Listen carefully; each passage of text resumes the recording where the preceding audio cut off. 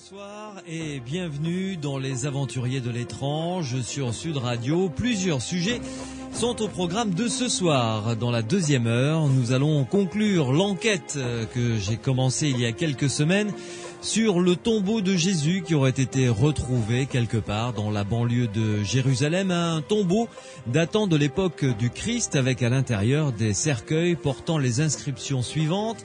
Jésus, fils de Joseph, Marie-Madeleine et enfin le quatrième et dernier cercueil portant cette inscription tout à fait surprenante, Judas, fils de Jésus.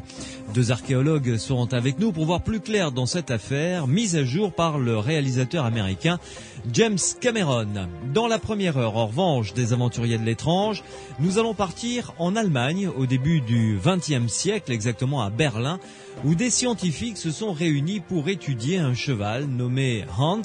Ce cheval était capable de réaliser des prouesses mathématiques hors normes et bien d'autres choses. Alors pour découvrir ce dossier tout à fait étonnant, je reçois Vinciane Desprez. Bonsoir. Bonsoir. Merci d'être avec nous. Vous êtes en direct sur Sud Radio depuis la Belgique. Vous êtes psychologue et philosophe, auteur d'un livre intitulé Hans le cheval qui savait compter. Le nom de l'éditeur, c'est Les empêcheurs de penser en rond. Vous allez donc nous décrire par le menu toutes les expériences qu'a subies ce cheval, parler un petit peu des expériences qui ont été menées, comment le protocole a été monté, les protocoles des différentes expériences et puis surtout ce que ça a donné comme résultat, des résultats tout à fait étonnants. Vous nous expliquerez ça durant la première heure de cette émission. Vous le savez, vous qui nous écoutez, vos commentaires sont les bienvenus, vos réactions également, vos questions. Vous pouvez passer par le biais du standard où Morad vous attend au 0826 300 300, 0826 300 300. Vous pouvez également nous envoyer vos textes, vos questions, réactions, commentaires par SMS sur votre portable. Vous tapez Sud, vous laissez un espace, vous rédigez votre texte et vous envoyez le tout au 71 200. Ça arrive directement sur l'écran d'ordinateur que j'ai sous les yeux et c'est moi qui serai votre porte-parole avec grand plaisir. Sud Radio, samedi et dimanche, 22h minuit, Louis Bénédit, les Aventuriers de l'étrange. La psychologue et philosophe Vinciane Desprez est en notre compagnie dans les Aventuriers de l'étrange ce soir avec un livre donc qui s'intitule Hans le cheval qui savait compter, paru aux éditions Les Empêcheurs de penser en rond. Vinciane Desprez, avant de rentrer dans le vif du sujet, est-ce que vous pouvez me dire pourquoi une philosophe et une psychologue telle que vous avaient été passionnée, intriguée au point de faire des recherches très pointues, d'écrire un livre par ce dossier étonnant concernant ce cheval qui s'appelait Hans? La raison en est simple, c'est que en fait tous les psychologues connaissent l'histoire de Hans, ouais. Parce qu'en fait c'est un véritable fantôme qui règne dans les laboratoires, dans la mesure où en fait on est tout le temps en train de rappeler aux psychologues en formation, donc ça fait partie de la fabrication de ce que veut dire être psychologue. Ouais. On est tout le temps en train de rappeler aux étudiants, faites attention à l'effet Cleverance, vos attentes, vos émotions, votre corps, enfin bref, si vous ne contrôlez pas parfaitement votre sujet dans votre démarche expérimentale, vous risquez finalement d'obtenir comme réponse un artefact, c'est-à-dire vous risquez d'obtenir comme réponse quelque chose que vous aurez vous-même induit chez votre sujet. Et c'était tellement omniprésent que je me suis dit, mais finalement, ça c'était la première raison finalement, mais pourquoi est-ce que Hans était tellement interpellé dans la fabrication des psychologues? Qu'est-ce que ça veut dire? Et ça voulait dire simplement que Hans était un peu utilisé non seulement comme un fantôme, mais comme un fantôme à faire peur. Ouais. C'est-à-dire comme quelque chose où il faudrait plus de purification dans chacun des laboratoires. Et le psychologue Robert Rosenthal, par exemple, qui est devenu l'espèce de cavalier qui a décidé de monter sur Hans, mais dans les années 60, donc à peu près 60 ans après l'affaire Cleverance, et celui qui a dit il faut plus de purification, il faut se méfier des relations, et finalement donc ce sont toutes des mots d'ordre qui ont fait disparaître les relations du laboratoire. C'était la première chose. Et la deuxième qui m'avait intriguée, alors là c'était beaucoup plus amusant, c'est que je constatais que dans tous les comptes rendus de l'affaire Cleverance, en fait, les gens racontaient des choses très très différentes.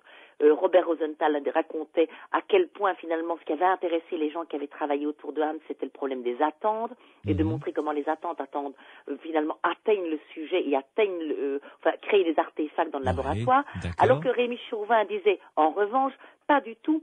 L'affaire Clever-Hans, et c'était amplement démontré à l'époque, montre que les animaux sont capables de télépathie. Et en fait, je me rendais compte que selon les auteurs, Hans était censé témoigner pour quantité de choses tout à fait différentes. Et je me disais, mais c'est impossible qu'il ait pu témoigner d'autant de choses à la fois. Ouais. Et donc, je me suis dit, mais je vais retourner à l'affaire elle-même et voir, mais de quoi il devait témoigner? Remontons à la source, quoi. Oui, tout à fait. Et remontons à l'enquête de départ en me disant, mais finalement, qu'est-ce qu'on lui a demandé à celui-là? À ce pauvre cheval. Oui, exactement, oui.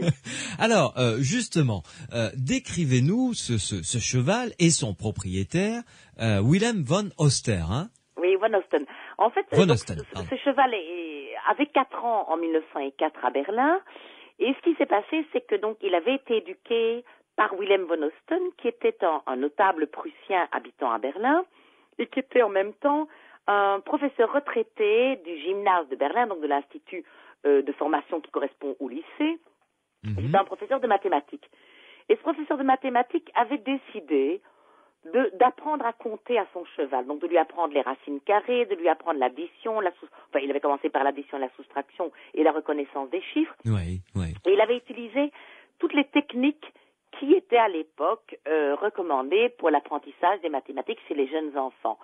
Et puis comme ça avait l'air de bien marcher avec Hans, il avait continué, il lui avait appris à reconnaître les couleurs, à reconnaître des gens sur des photos, à reconnaître les lettres de l'alphabet, à pouvoir épeler des lettres, et puis à reconnaître le jour, le mois, les dates, enfin bref, Hans était devenu vraiment omnicompétent.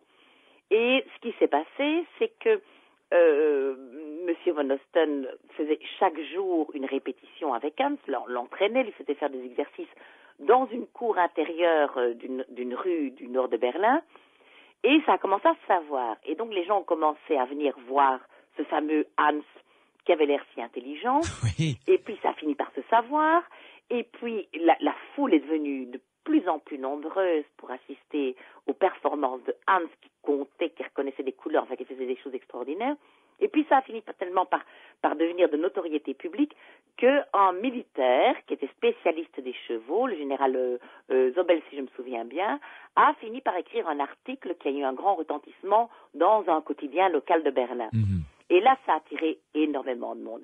Et puis une controverse en est suivie, c'est-à-dire que les gens disaient, mais bon, il y avait une partie des gens qui étaient venus voir Hans et qui trouvaient que c'était formidable et que ce cheval était vraiment un génie. Et puis une autre partie, qui n'était pas nécessairement venue voir Hans ou qui était venue le voir mais qui restait sceptique, disait, mais enfin c'est quand même pas croyable que M. von Osten arrive à attraper, à duper autant de monde, c'est quand même incroyable. Oui, c'est un prestidigitateur hors norme, ou alors un dresseur hors norme, quoi. Alors, ce qu'on suspectait, évidemment, donc il faut dire que Hans comptait, il faut peut-être le préciser, c'est que quand on lui posait la question, par exemple à Hans, on lui disait 3 plus 2 plus 3 et 2, parce que le plus il ne connaissait pas, c'était le et.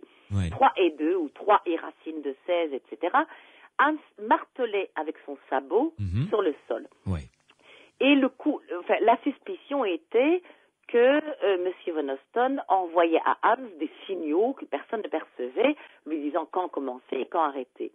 Or, personne, justement, ne les avait perçus. Et est arrivé sur la scène de toute cette affaire-là un zoologiste, à un moment donné, qui s'appelait M. Schillings.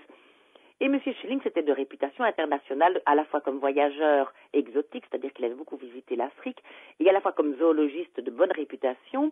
Et M. Schillings affirme que M. von Osten ne triche pas, et lui-même se met à interroger Hans, et Hans répond parfaitement bien à M. Schillings. Là, donc, ça devient un peu plus complexe. Ça devient tout à fait complexe et trouble, mais la controverse continue néanmoins. Et donc, une partie de la population berlinoise et autres, parce qu'il y a plein de scientifiques qui ont été intéressés à cette affaire-là, s'intéressent à Hans et pensent que Hans peut vraiment compter. Et une autre partie dit, mais enfin, on voit très bien que non seulement on avait un tricheur, mais maintenant que le tricheur a un complice. Et que nous n'avons que des dupes à Berlin. Et alors, en fait, on peut un peu comprendre les choses dans les enjeux qui se présentaient à cette époque-là. Mais il y avait des gens qui trouvaient intéressant que Hans puisse compter. Notamment, Darwin il n'y avait pas tellement longtemps que Darwin venait de sortir ses bouquins. Et donc, les gens qui étaient passionnés par l'hypothèse darwinienne d'une continuité de l'intelligence entre les hommes et les animaux se disaient, mais finalement, c'est normal qu'un cheval compte. Oui, pourquoi pas, après tout. Un cheval exceptionnel, envisageable. Et si on n'avait pas remarqué jusqu'à présent, c'était parce qu'on n'avait simplement pas demandé. Et là, bon, je n'irai pas jusqu'à dire que compter était important pour un cheval, mais l'idée qu'une compétence n'apparaît que quand on a l'idée de l'interroger, ça c'était une excellente idée. Donc les gens n'avaient pas tout à fait tort dans cette affaire-là. D'autres personnes disaient, alors bon, du côté des zoologues, donc il y avait un soutien, il y avait un soutien à Hans, il y a en tout cas l'hypothèse selon laquelle il pouvait compter, et en même temps, ces gens se disaient, mais on a ici un superbe soutien à la théorie darwinienne qui était quand même en train de se stabiliser. Du côté des pédagogues, on avait aussi des gens qui soutenaient Hans. Pourquoi? Parce qu'ils disaient, voilà enfin la preuve que nos méthodes pour apprendre les mathématiques aux enfants sont excellentes et sont tellement pertinentes qu'elles marchent avec un cheval. Donc ça, c'est du côté de ceux qui étaient convaincus.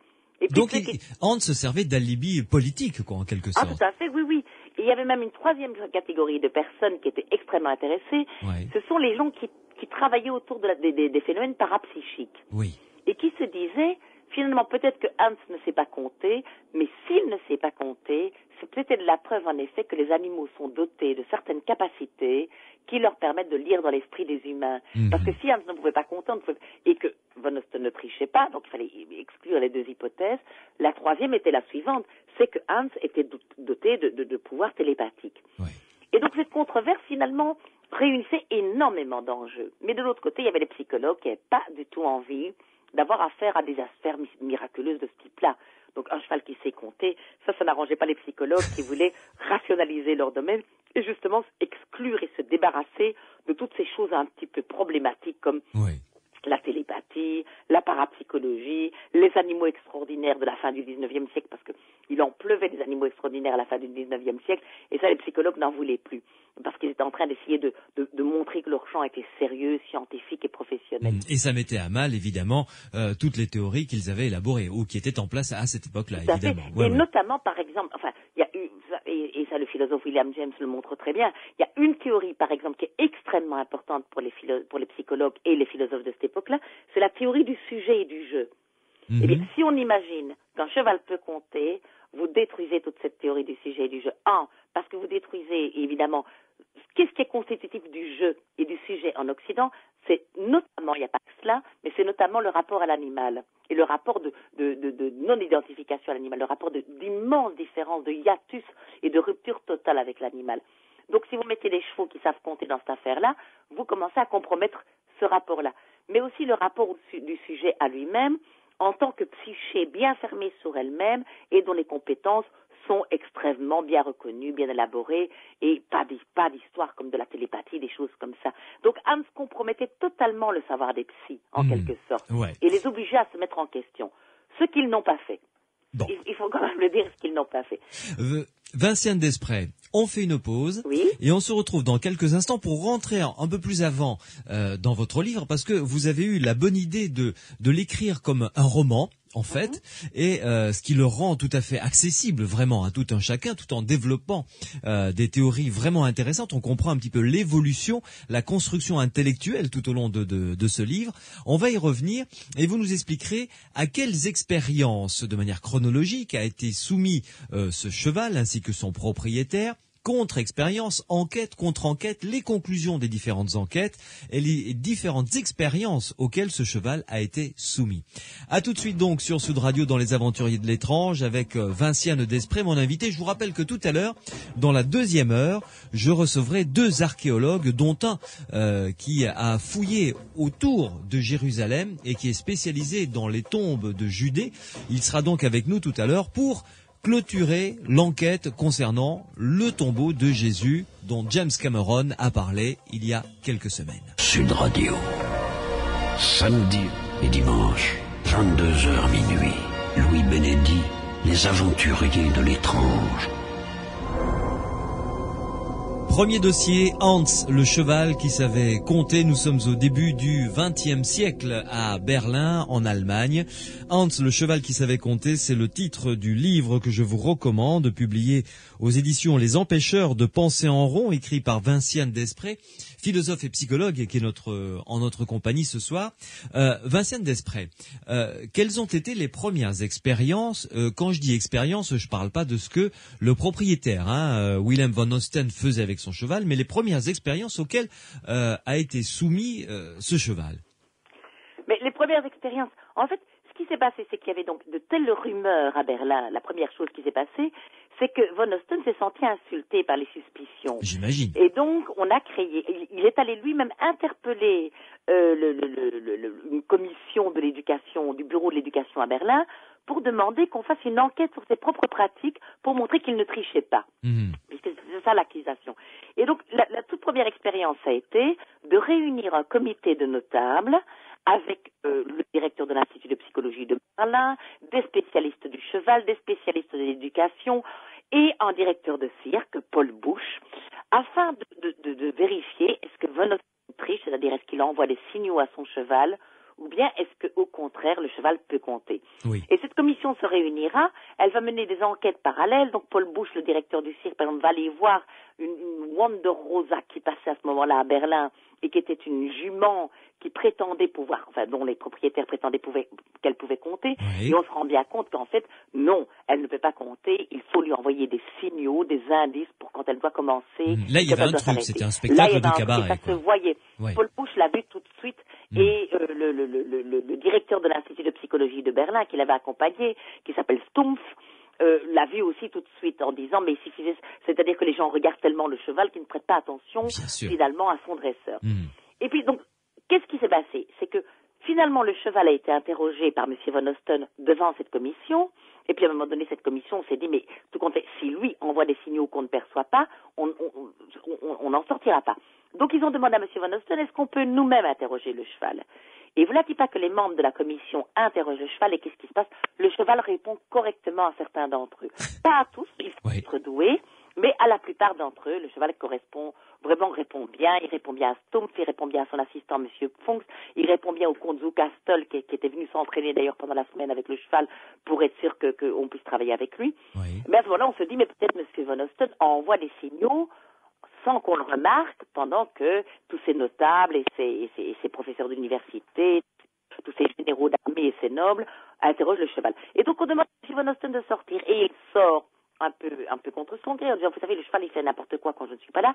Il sort quand même, le cheval ne fait pas n'importe quoi. Le cheval continue à très bien répondre aux questions. Donc il n'y avait pas de tricherie.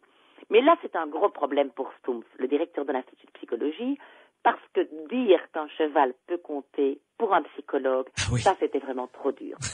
Et donc il va rendre un rapport, on va dire mi-figue, mi-raisin. Oui. Il va dire d'un côté, nous n'avons pas pu démontrer de tricherie, ce qui était vrai, puisque même en l'absence de Van Osten, ce cheval continuait à parfaitement bien répondre aux questions, mais nous ne pouvons pas conclure à présent, et nous demandons qu'il y ait une enquête supplémentaire. Et cette enquête, d'ailleurs au vu de la réaction que suscitera le rapport, où les mentalités vont complètement s'enflammer en disant mais oui le cheval peut compter, et où d'autres vont répondre auparavant il y avait un tricheur, un dupe et quelques imbéciles, et maintenant on a un tricheur, un dupe, une commission d'imbéciles et encore plus d'imbéciles. Ça fait donc, beaucoup quand même. Ça faisait beaucoup, et donc finalement il valait mieux arranger les choses. Et Stumpf va donc déléguer son assistant qui s'appelle Funks, Oskar Funks, voilà, c'est ça. Oskar Funks, oui.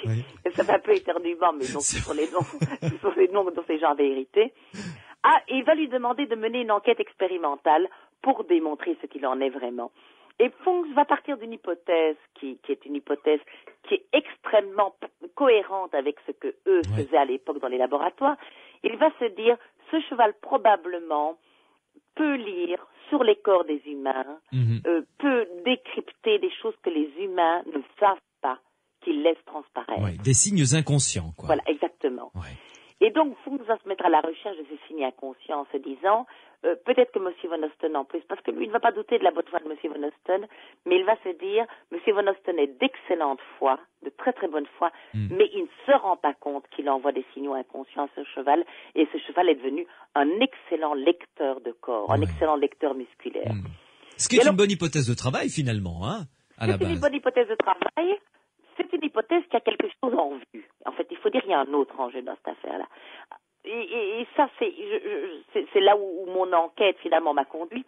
C'est de me dire, mais finalement, pourquoi c'était si important que ça? Et en fait, c'est important parce que Fung essaie de se débarrasser d'une hypothèse qui était trop souvent pour lui prévalente à cette époque-là, et il va essayer d'ailleurs de se débarrasser d'un gros problème pour la psychologie, c'est le problème de la télépathie. Ouais. Alors, quel est le problème? Mais en effet, si Hans n'est pas vraiment un bon conteur, n'est pas un bon mathématicien, et qu'il n'y a pas de tricherie, ça veut dire que Hans est dans la tête des gens.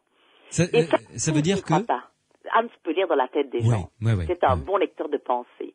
Et Fung n'y croit pas, mais va voir là une excellente occasion de se débarrasser du problème de la télépathie, qui était un vrai problème pour les psychologues à cette époque. Donc, il faut bien se remettre. On est en 1904. La psychologie vient de commencer. Elle a commencé, je veux dire, de manière professionnelle et scientifique aux environs 1875 dans le laboratoire de Wundt à Leipzig, en Allemagne. Enfin, peu importe cette histoire-là, mais toujours est-il que la psychologie essaye de se faire un nom, essaye de faire une réputation de scientifique, de professionnel. Oui. Et de la télépathie, qui intéressait beaucoup les gens à ce moment-là, la psychologie n'en veut pas. Ça fait vraiment trop désordre. Et donc, Fung va se dire, mais si j'arrive à démontrer que ce cheval n'est pas télépathe, mais qu'il utilise en effet la stratégie que les télépathes utilisent d'habitude, je vais faire d'une pierre deux coups. Un, montrer que ce cheval n'est pas ni un mathématicien ni un télépathe, mais en plus montrer comment les télépathes s'y prennent, qu'il n'y a pas du tout de don miraculeux dans cette affaire-là, mais que c'est simplement une question de talent, de sensibilité, d'acuité visuelle ou d'acuité auditive. C'est quand même accordé, même dans le cadre de cette hypothèse-là, une sacrée capacité à ce cheval quand même. Hein. Ah, ce cheval devait en fait résoudre le problème. Je veux dire, début du 20e, ce cheval devait résoudre les problèmes de la psychologie expérimentale et en plus devait montrer le talent que les télépathes avaient. Parce que ce sur quoi Fung a misé, ce n'est pas la façon, il ne va pas penser que les télépathes, il dit, oui, il y a des télépathes qui trichent, etc. Mais c'est pas à ce niveau-là que lui situe, c'est comment les télépathes se laissent-ils guider par les indices corporels que lui envoient ceux dont ils doivent lire les pensées. Ouais. Alors, comment est-ce qu'il établit son protocole expérimental pour éliminer petit à petit les signaux qui peuvent éventuellement donner des informations au cheval? Alors, il va agir exactement comme ce qu'on appelle les falsificationnistes en philosophie des sciences. C'est-à-dire qu'il va prendre une hypothèse et la falsifier. Prendre une hypothèse et à chaque fois montrer que ce n'est pas celle-là qui est bonne. Alors, donc on va dresser une tente dans la cour de M. Von Osten, afin d'éviter les curieux, les touristes, etc. On va essayer de purifier la situation. Et puis on va commencer à poser des questions au cheval, mais en éliminant la capacité pour le cheval de voir ou d'entendre, pour essayer de déterminer mais comment s'y prend-il. Donc on reste bien sur l'hypothèse que le cheval ne peut pas compter parce que ça s'en est persuadé, mais qu'il peut percevoir quelque chose sur le corps des humains. Et alors, ce qui est assez amusant, c'est que Fung va reprendre finalement toutes les hypothèses qui ont été faites à propos des télépathes à cette époque. Donc, à un moment donné, il y avait une hypothèse qui avait été faite selon laquelle les télépathes arrivaient à très très bien deviner les pensées de ceux dont ils étaient censés lire les pensées, simplement parce qu'ils écoutaient, ils avaient une perception, une acuité auditive particulière par rapport au murmure du nez, donc par rapport au murmure de la respiration. Et que donc les télépathes pouvaient sentir l'approbation, la désapprobation, l'hésitation des sujets. Et qu'il y a des pensées qui passeraient dans ce qu'ils appelaient d'ailleurs, c'est un peu comique comme mot, les murmures nasaux. Et donc, Fung va faire cette hypothèse-là. Et va se dire, peut-être que Hans devine parce qu'il écoute nos murmures nasaux, comme les deux psychologues danois ont lancé l'hypothèse. Et donc, qu'est-ce qu'il va faire? Il va demander au sujet de ne pas respirer. Et puis, il va dire peut-être que Hans entend. Et puis, il va boucher les oreilles de Hans. Et Hans compte encore quand il a les oreilles bouchées. Et puis, il va bander les yeux de Hans. Et là, Hans ne compte plus. Donc, visiblement, le talent de Hans était un talent de lire quelque chose sur les corps. Et donc, on va essayer de voir, mais qu'est-ce que Hans peut lire? Et on remarque, en effet, que lorsque le sujet tient une ardoise devant lui, s'il la tient à hauteur du visage ou de la tête et du cou, le cheval ne peut plus compter. Ça, c'est donc une première hypothèse, c'est visiblement ça se passe au niveau des muscles du visage ou du cou. Et donc, on va commencer à observer les sujets. Mais il y a une deuxième chose qui va conforter Fung dans cette opinion, c'est il se dit ceci. Si celui qui interroge Hans ne connaît pas la réponse, est-ce que Hans peut répondre quand même? Si Hans peut répondre quand même, ça veut dire que c'est un fieffier mathématicien.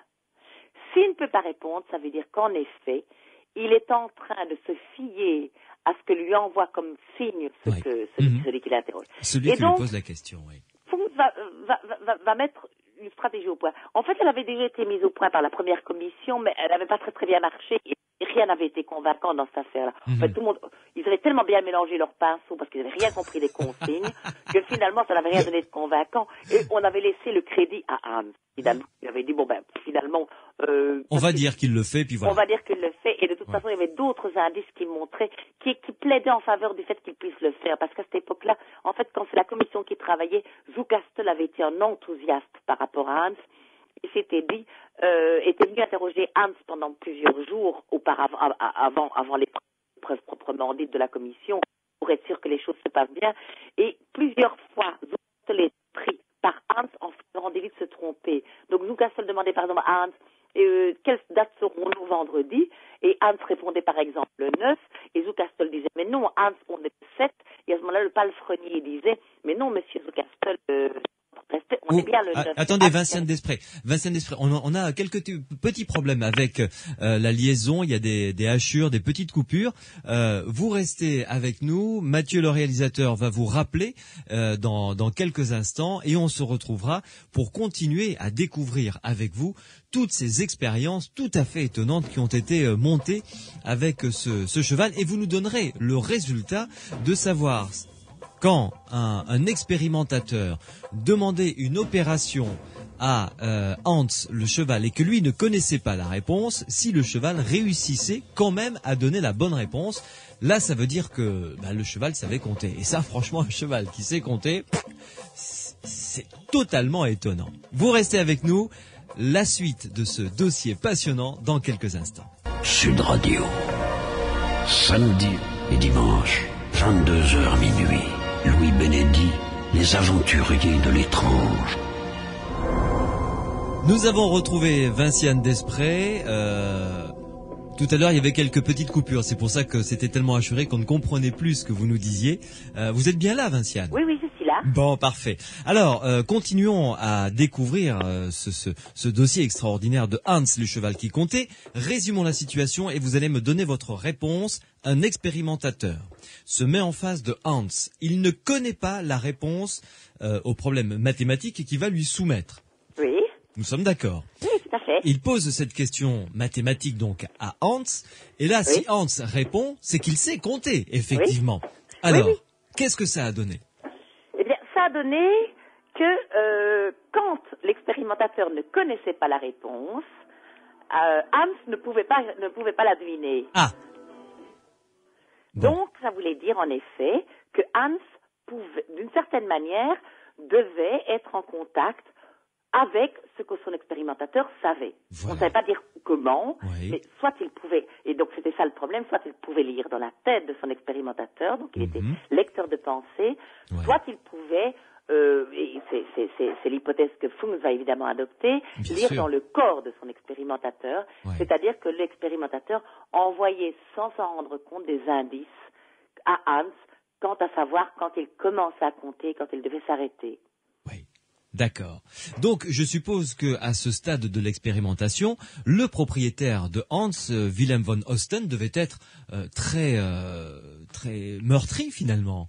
Oh, jusque-là, il n'était pas encore de trop parce qu'il y croyait pas. Il disait oh non, on n'y arrivera pas, et il pensait que Funks n'y arriverait pas. En fait, von Osten était sincèrement persuadé que Funks n'arriverait jamais à démontrer que Hans, d'une certaine manière, et c'est d'ailleurs son hypothèse, ça qui est amusant, que Hans dupait les gens.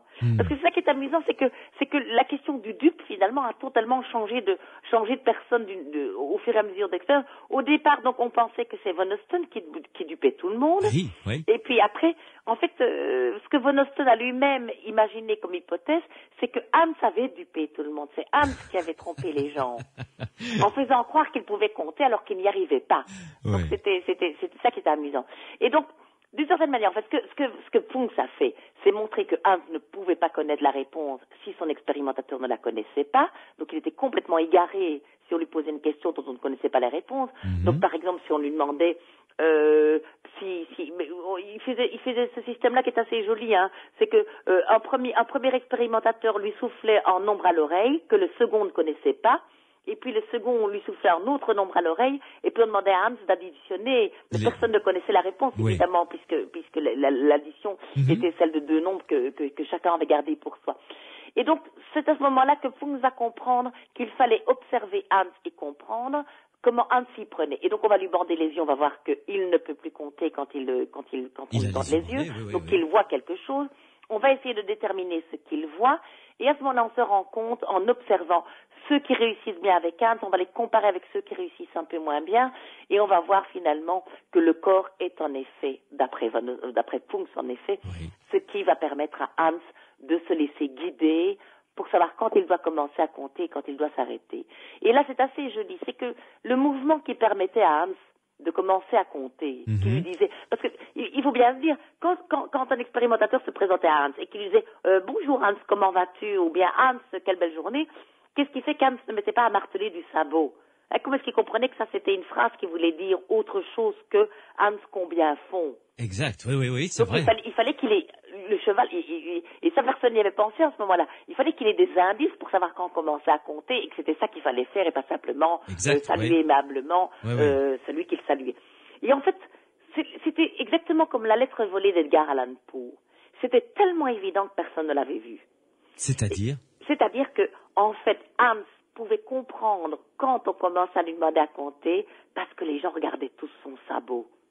C'était aussi simple que ça. Excellent, évidemment. Alors, ça c'était assez simple. Donc, bon, finalement, Funks y arrive, mais comment Hans sait-il qu'il doit arrêter de compter? Et là, ça va être un peu plus compliqué. Ça va demander à Funks de faire pas mal de recherches.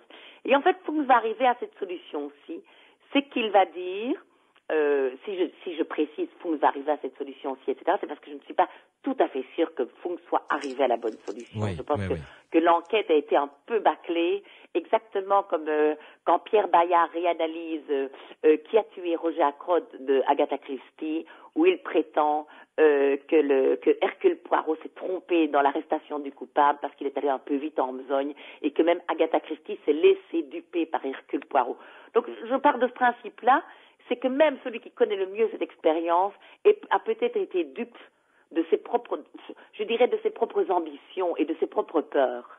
Parce que Funks a des ambitions, faire devenir la psychologie scientifique, et il a des peurs, voir arriver des objets en psychologie dont il ne veut pas, télépathie et animaux contents. Alors, comment est-ce que Hans réussissait à comprendre les signes inconscients de son expérimentateur, de celui qui était en face de lui, donc qui se situait, si je me souviens bien, si je vous ai bien suivi, entre le cou et la tête, en gros. Oui, vous êtes sûr que je dois le dire maintenant, parce que vous savez, j'ai donné cours sur ce sujet-là. Après ça, mes étudiants ne m'écoutent plus.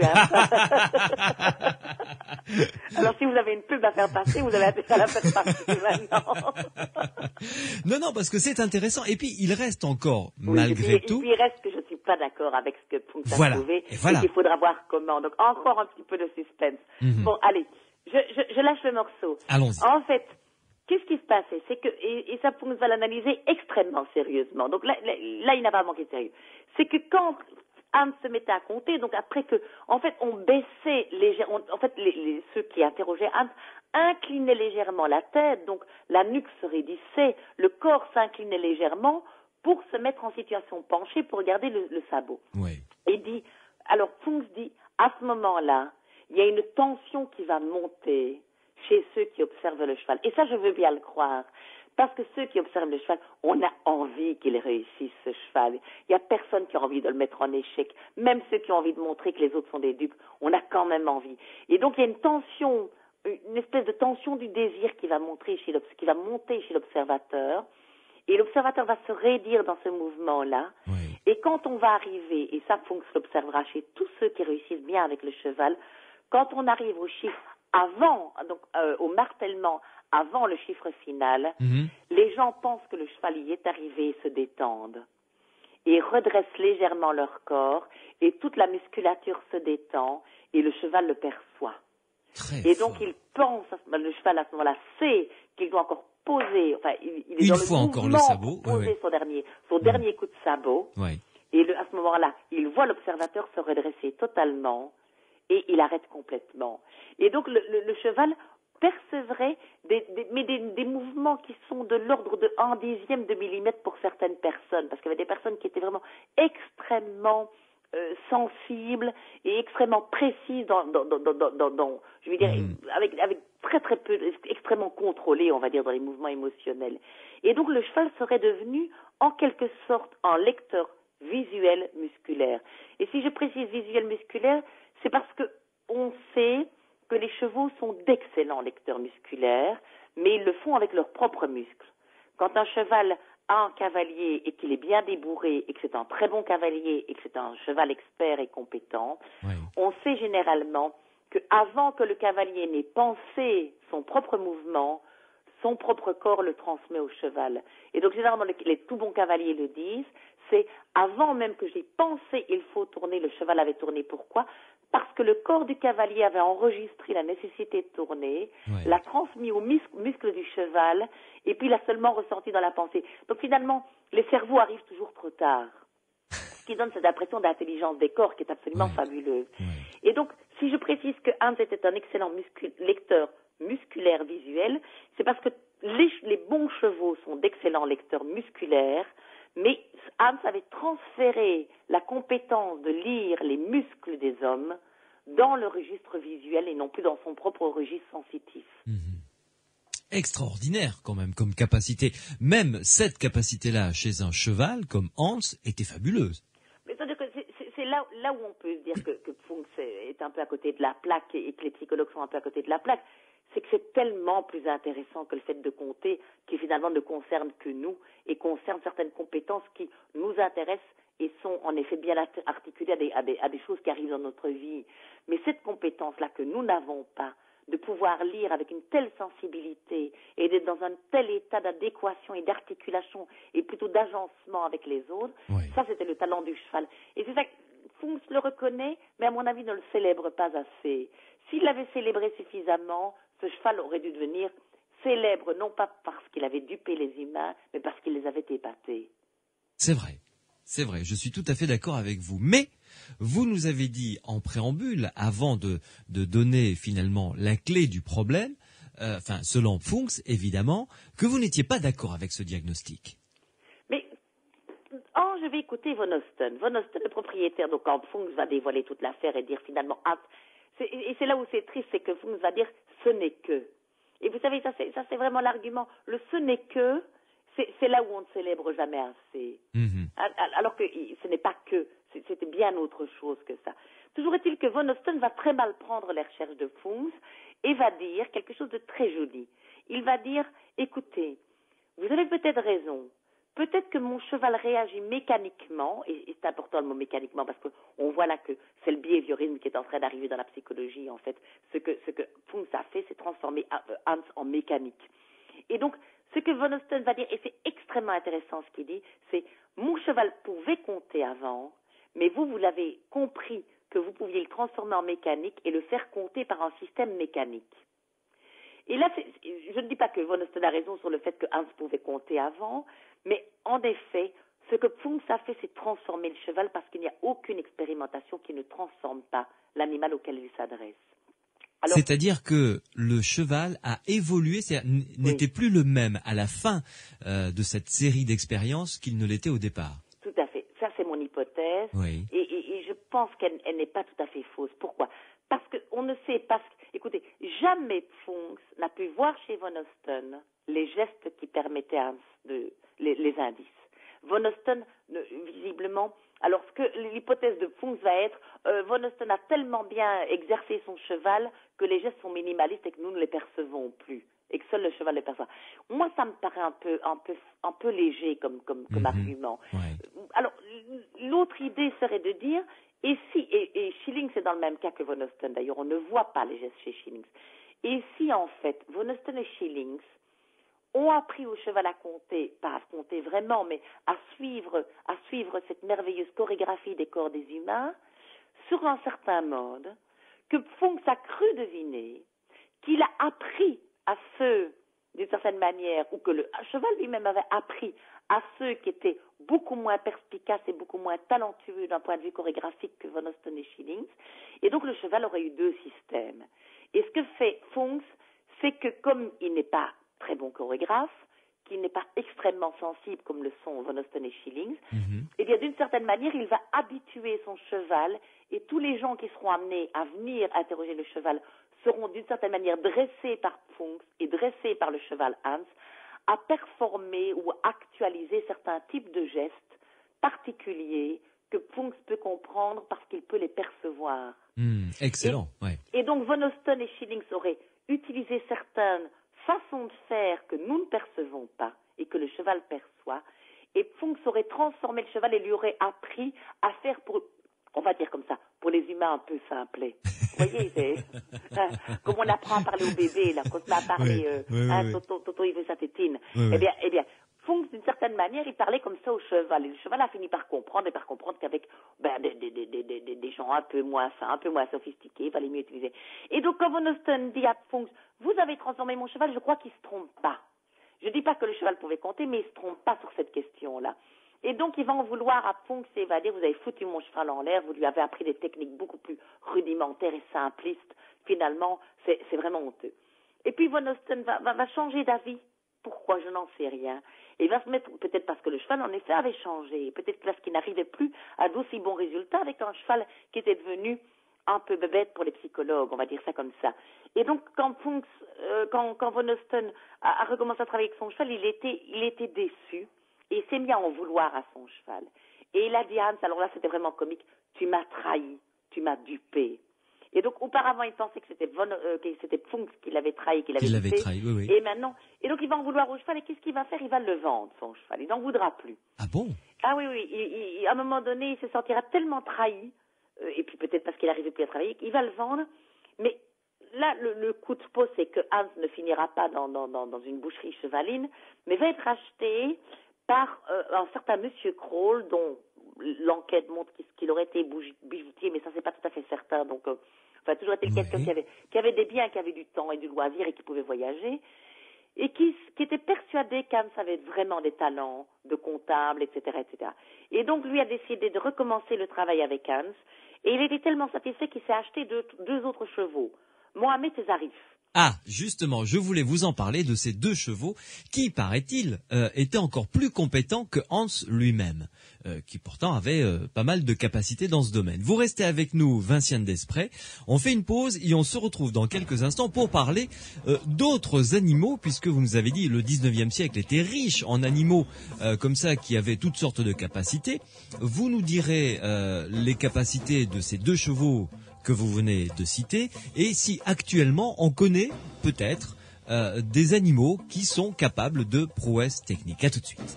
Sud Radio, samedi et dimanche, 22h minuit, Louis Bénédy, les aventuriers de l'étrange. En direct depuis la Belgique avec nous, la psychologue et philosophe Vinciane Desprez, qui a publié aux éditions Les Empêcheurs de penser en rond un excellent livre sur Hans le cheval qui savait compter. C'est le titre du livre d'ailleurs, Hans le cheval qui savait compter. Alors, vous nous avez démontré finalement que Hans ne savait pas compter, mais qu'il avait une capacité extraordinaire de lecture musculaire visuelle, qui est propre aux chevaux, mais que lui avait développé d'une manière particulière. Et vous nous avez cité Vinciane Desprez au moment où le propriétaire de Hans, Willem van Osten, le vend. Il le vend à un homme, enfin, on va dire riche, industriel, bijoutier, peu importe, mais riche, qui avait du temps, et qui achète deux autres chevaux également, Mohamed et Zarif. Oui, tout à fait. Et il va apprendre à Mohamed et Zarif à développer les mêmes compétences que Hans, enfin, ce qu'il pense être les compétences de Hans, parce que pour lui, Hans n'est pas du tout un lecteur musculaire, mais un vrai comptable et un vrai lecteur. Mais il va même perfectionner ses chevaux et en disant, il vaut peut-être mieux que l'un étudie plutôt la littérature et l'autre les mathématiques. Et donc, il inaugure une fois de plus, mais dans le monde animal, ce vieux geste qui consiste à séparer les scientifiques des littéraires. Et donc, il va perfectionner un peu d'ailleurs la façon dont le cheval peut actionner, enfin peut taper de son sabot, et il va les produire dans différentes villes d'Allemagne. Et c'est là où j'ai en effet quelques suspicions par rapport à l'hypothèse de Funks. si elle est un peu trop simple. C'est que Hans arrive à compter. Enfin, on demande à Hans de compter dans diverses circonstances, et il arrive à très bien compter dans le noir le plus absolu. Ah, alors? Alors, de côté, c'est vrai que les chevaux sont peut-être meilleurs que nous dans la vision dans l'obscurité, et il semblerait que ce soit vrai, mais ça ne suffit pas. Ça ne suffit pas, parce que le noir était vraiment bien préservé. Donc ça voudrait dire que, en effet, Funks, on va le dire comme ça, à un moment donné, je m'étais dit, mais Funks s'est trompé, donc puisque le cheval arrive à lire dans le noir, c'était donc pas seulement visuel et ça. Et c'est pas ça qu'il faut penser, en fait. Funks ne s'est pas trompé, il a appris à son cheval à ne pas faire certaines choses et à faire certaines choses. D'accord. Vous voyez, Il l'a orienté. C'est ça. Il l'a orienté, il l'a d'une certaine manière dressé, il l'a expérimenté, c'est-à-dire qu'il a fabriqué un être nouveau qui est Hans, le cheval qui peut compter en ne se fiant que sur les signaux musculaires que les gens lui envoient, et encore certains d'entre eux, c'est-à-dire le signal de la tension en se baissant vers le bas, mais c'est-à-dire le signal de la détente, c'est-à-dire exactement les signaux que le laboratoire et les instruments que Funks possède dans son propre laboratoire à l'université de Berlin sont capables de mesurer. C'est-à-dire que Hans lui a donné ce qu'il voulait. Je pense que finalement, en quelque Funks sorte. dit parce qu'on a fait, et c'est là où l'affaire de Hans est devenue une affaire d'attente, c'est qu'on dit, regardez, les animaux sont parfaitement capables de répondre aux attentes de ceux qui les interrogent. Mais oui, bien sûr que les animaux répondent parfaitement bien aux attentes de ceux qui les interrogent, puisque c'est pour ça qu'on les invite dans le laboratoire. S'ils faisaient n'importe quoi et tout à fait le contraire de ce qu'on attend, on les inviterait plus. On a déjà invité des corbeaux et des perroquets dans les laboratoires, je peux vous assurer qu'ils ont été exclus aussi secs du laboratoire, surtout le corbeau, dont on a pensé qu'il était avant tout un grand incivique, puisqu'il démontait et démantibulait tout, et qu'on ne retrouvait rien d'entier dans le laboratoire. En plus, il refusait de répondre aux questions. Donc, si les animaux, en effet, ils viennent pour répondre à nos attentes, mais les psychologues voudraient qu'ils répondent à certaines attentes, mais pas à toutes les attentes, et qu'ils ne confirment pas les hypothèses, ce qui est un peu trop demandé aux animaux, en plus de faire le tri à la place des psychologues, entre les hypothèses et ce qu'on attend d'eux. Donc, ce qui veut dire que Hans avait peut-être d'autres capacités pour compter. Pourquoi pas la télépathie? Alors là, moi, je reste dans le doute, mais en doute intéressé, en doute curieux. C'est que je ne sais pas. Donc, mon enquête à moi se conclut allez, on peut dire une chose. Funks a transformé le cheval, et le cheval répondait parfaitement bien à ce que Funks attendait de lui, c'est-à-dire exactement pouvait faire ce que les laboratoires et les instruments du laboratoire pouvaient mesurer qu'il faisait. Donc, d'un côté, il y a une transformation. Mais tout ce qui reste sur le côté, tout ce qui reste non investigué par Funks, tout ce qui reste de ce que Von Osten avait réussi à mettre en place, là, on ne peut rien savoir. Et on peut faire des hypothèses, et ces hypothèses sont toutes extrêmement curieuses et intéressantes. Et en effet, Hans est un cheval qui hérite encore de la fin du 19e siècle et du bestiaire victorien. Le bestiaire victorien, c'était des animaux extrêmement vertueux, extrêmement généreux, extrêmement édifiants. C'est le corbeau qui vient porter un os au chien qui s'est cassé la patte et des choses comme ça. Donc ce sont des animaux absolument fabuleux du point de vue de l'anecdote et du point de vue des compétences. Et Hans est un héritier de ces animaux-là, mais rien ne me dit que ces animaux-là n'étaient pas plus pertinents que les animaux que nous connaissons aujourd'hui. C'est là où j'ai du doute. Oui. Mais alors, actuellement, est-ce qu'il y a, parce que là, nous sommes en 1904, 1905, jusque Hans est mort aux alentours de 1915, j'imagine. Oui, je ne sais pas exactement quand il est mort. On n'en parle pas dans les livres, et je suis très contente qu'on ne me le dise pas, en fait, quand il est mort. Je ne veux pas savoir qu'il est mort. Je vous comprends. Mais bon, après cette période, entre les deux guerres, parce qu'après, il y a eu 14-18, 39-45, donc on imagine que période troublée, évidemment, peu propice à l'expérimentation. En règle générale, il y a encore moins avec l'expérimentation dans un domaine aussi particulier que celui-là. Est-ce que après, vous avez entendu parler ou trouvé des traces d'animaux dotés comme ça de capacités un peu particulières? Oui, on en trouve encore. On en a trouvé aux États-Unis dans les années 50. Donc des animaux qui pouvaient, par exemple, qui étaient télépathes, ou qui pouvaient retrouver, vous savez, un peu qui étaient médiums, donc qui pouvaient retrouver des enfants disparus et des choses comme ça. Donc il y a plusieurs animaux qui pouvaient être en contact avec leur maître décédé. Donc il y en a encore eu quelques-uns, mais ils étaient beaucoup plus rares parce que plusieurs raisons, c'est beaucoup moins cultivé. Vous savez, c'est un peu comme les personnalités multiples. Vous en avez plein aux États-Unis, vous n'en avez pas en Europe. Mais pour qu'un phénomène apparaisse, il faut qu'il soit cultivé.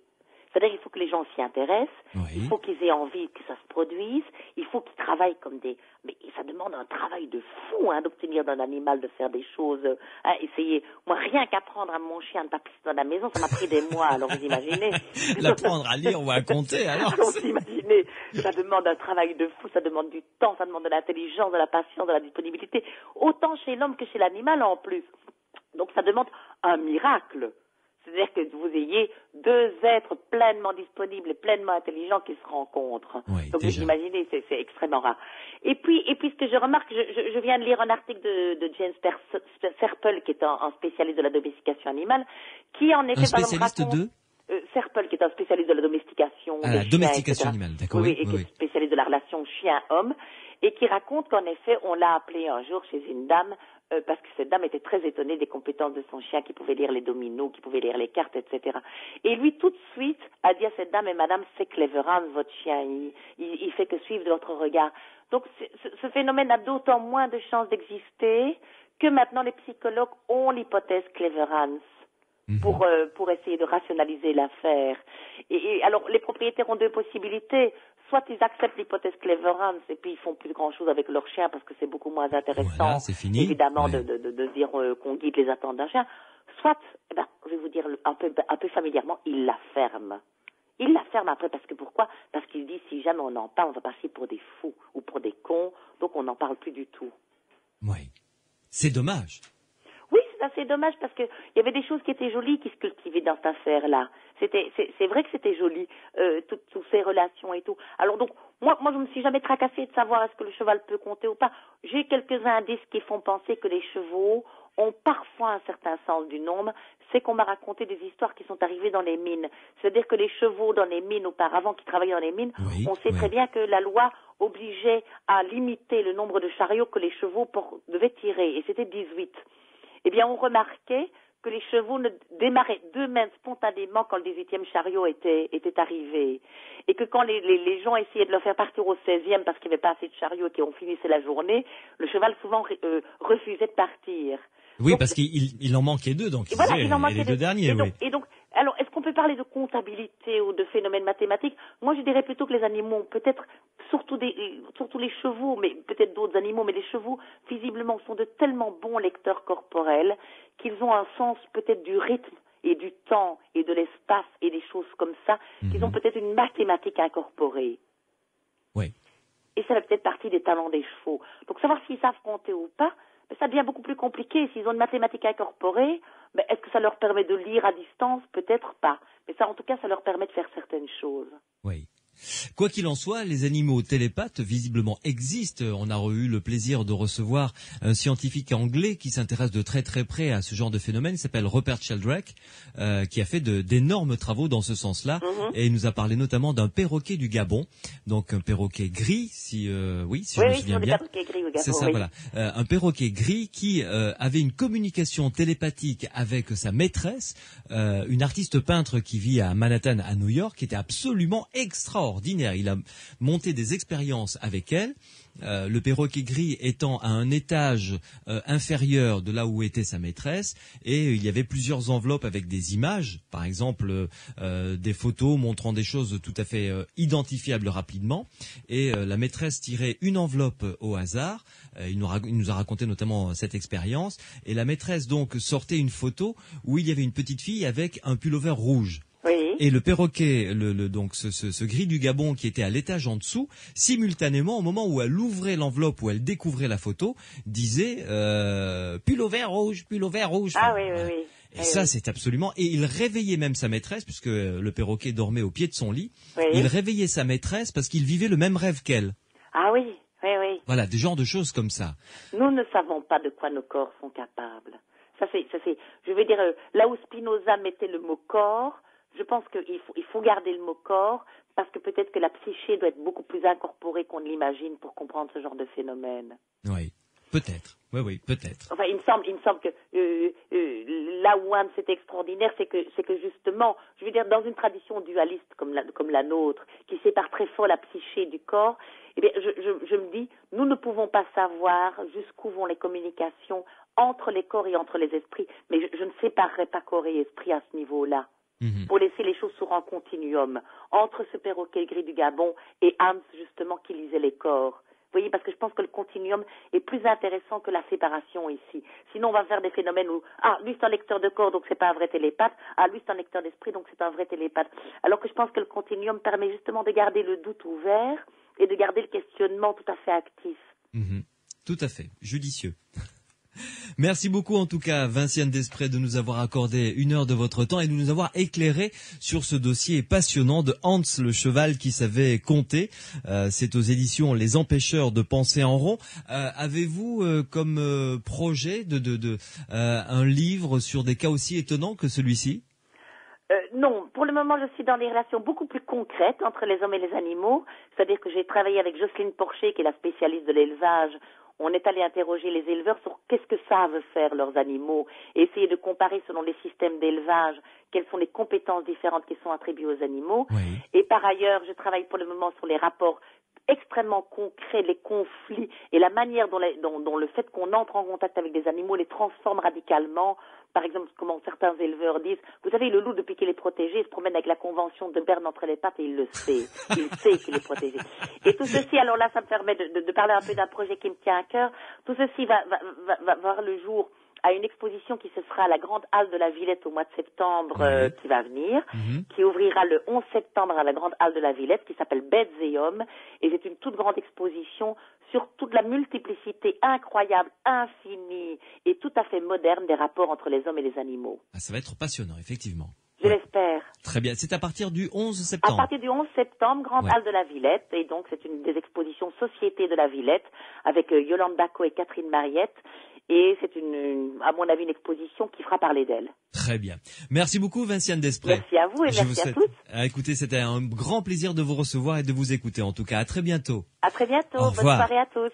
Je vous rappelle le titre donc du livre de Vinciane Desprez qui a été publié à l'éditeur Les Empêcheurs de penser en rond. Le titre, Hans, le cheval qui savait compter. Vous retrouverez toutes ces références, évidemment, sur le site des Aventuriers de l'étrange, c'est-à-dire psiland.org, psiland.org. Dans quelques minutes, nous allons passer au deuxième sujet des Aventuriers de l'étrange. Ce soir, je veux parler de cette enquête, suite et fin de l'enquête concernant le tombeau de Jésus qui aurait été découvert il y a quelque temps, annoncé à grand fracas médiatique par le réalisateur américain James Cameron.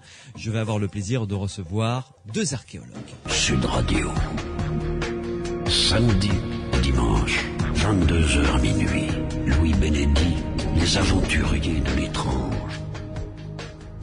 Suite et fin de l'enquête que nous avons commencée il y a quelques semaines sur le tombeau de Jésus. Nous parlons de cette découverte archéologique qui secoue quand même le monde chrétien. Le réalisateur américain James Cameron a annoncé il y a quelques semaines qu'il allait présenter un documentaire et un livre sur cette tombe découverte dans la banlieue de Jérusalem. À l'intérieur de cette tombe, donc datée de l'époque contemporaine du Christ, 4 cercueils portant les inscriptions suivantes. Jésus, fils de Joseph, Marie-Madeleine, Marie et enfin un dernier cercueil portant cette inscription tout à fait étonnante, Judas, fils de Jésus. Ces tombes et les os qu'elles contiennent sont datés de l'époque du Christ, alors info ou intox.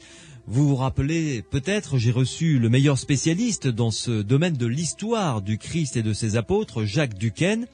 Et j'ai reçu également le père Fernand Semon que vous retrouvez sur Sud Radio tous les dimanches matins dès 6h15. Et tous les deux nous ont donné leur opinion. Le père Fernand Semon étant très dubitatif quant à cette découverte et son exactitude. Jacques Duquesne également émettant les plus grandes réserves quant à l'authenticité effectivement de cette découverte. Alors, pour conclure cette enquête, eh bien, j'ai fait appel à 2 archéologues, dont un qui a écrit une thèse sur les tombeaux royaux de Judée, donc qui connaît bien cette région et qui est actuellement d'ailleurs en Afrique du Nord, en Tunisie, à Tunis. Jean-Sylvain Caillou, bonsoir. Bonsoir. Quel temps avez-vous à Tunis ? Écoutez, c'est pas terrible en ce moment, depuis 2 semaines. Oui. Bon, d'accord, ça nous fait pas envie, alors ça va. Vous enseignez là-bas, je crois, hein ? Oui, tout à fait, à l'université de de Tunis, la Manouba. Très bien. Alors, c'est vous qui avez donc écrit cette thèse et j'imagine que vous êtes rendu sur place. Vous connaissez bien cette région et vous allez pouvoir nous donner un avis éclairé sur cette découverte qui date quand même de 1981. Vous nous en direz plus dans quelques minutes. Et à vos côtés, un autre archéologue, Jean-Olivier Gransart-Desmond. Bonsoir. Bonsoir. Alors, avec vous, nous ferons le point un petit peu, nous élargirons le débat sur tout ce qui est faux dans ce domaine. Et Dieu sait si au Moyen-Âge, il y avait quantité de faux concernant les saints et les saintes qui circulaient, j'imagine. Oui, enfin, ça n'a pas trop changé. Il y a encore beaucoup de faux qui circulent et pas uniquement sur ce qui concerne l'histoire de la Bible. Donc nous reviendrons là-dessus et puis nous évoquerons également ensemble le Da Vinci Code parce que ça procède un petit peu de la même intention. On en parlera justement, mais c'est différent. Ce sont deux choses qui, par rapport au grand public, ont effectivement un impact du même ordre, on va dire. C'est vrai, tout à fait. D'un point de vue scientifique, sont très différents. Ah, complètement. Je suis tout à fait d'accord avec vous. Commençons avec vous, Jean-Sylvain Caillou. J'imagine que vous avez été au courant très rapidement quand James Cameron a fait cette déclaration fracassante. Disons qu'en fait, certains journalistes m'ont demandé de réagir immédiatement, donc c'est eux qui m'ont appris l'information. Ouais. Il faut dire qu'on n'a pas tellement d'informations. C'est ça, c'est-à-dire qu'il y a un effet d'annonce. Et j'avoue que pour ma part, c'est ce qui pose le problème, c'est-à-dire qu'on n'a pas toutes les données du problème pour pouvoir trancher sereinement. Oui, effectivement, un sujet très intéressant, une tombe de l'époque de Jésus, à plus ou moins 50 ans près quand même, avec des ossuaires, c'est-à-dire des petits coffres dans lesquels on mettait les ossements une fois que la peau des morts avait disparu, on rassemblait les os dans les petits coffres, et on indiquait donc le nom de la personne à qui appartenaient ces os sur le coffre. Donc ça, c'est une pratique très courante en Judée, donc au 1er siècle après Jésus-Christ, même une partie du 1er siècle avant Jésus-Christ. Et voilà, d'ailleurs, les noms retrouvés aussi sont relativement fréquents. Donc on en est. C'est un petit peu ça le problème, c'est-à-dire que pour démontrer qu'il s'agit bien du tombeau de Jésus, il faut des preuves et pas seulement des indices. Ouais. Alors, en ce qui concerne ce tombeau, pour que l'on comprenne bien quelle était la tradition à l'époque donc du Christ, quand quelqu'un décédait, on l'enterrait. À quoi ressemblait une tombe? C'était quelque chose, un caveau creusé dans de la pierre. C'était quoi? Voilà, ils sont taillés dans la roche. Oui. Donc il faut imaginer une sorte de salle. On rentrait dans une petite porte assez basse. Et donc on avait un espace généralement carré, et dans cet espace, les premiers archéologues ont appelé ça des fours. En fait, le nom hébreu c'est korim, ou alors en latin l'oculus, c'est-à-dire un petit espace, une niche, dans laquelle on pouvait disposer le corps. Une certaine période, environ 1 an, de façon à ce que la chair, la peau, la chair, tout ça disparaisse naturellement. Et ensuite, on rassemblait les ossements dans des petites boîtes qu'on appelle des ossuaires. D'accord. Et on pouvait à ce moment-là réutiliser donc la niche, la tombe, pour remettre un autre corps. Oui. Est-ce qu'il existait ce principe de caveau familial, comme l'on connaît en Europe, en Occident? Oui, c'est même l'essentiel des tombeaux de Jérusalem. Ce sont des tombeaux de petite dimension, donc creusés pour une famille. Oui. Alors après, il existait aussi, mais en nombre plus restreint, de grands tombeaux où on pouvait acheter juste une partie, une sorte de concession, un espace funéraire. D'accord. Alors là, cette découverte a quand même ceci d'intéressant, c'est qu'il y avait des noms, donc des inscriptions gravées sur ces ossuaires. Est-ce que c'était chose commune, ça? Oui,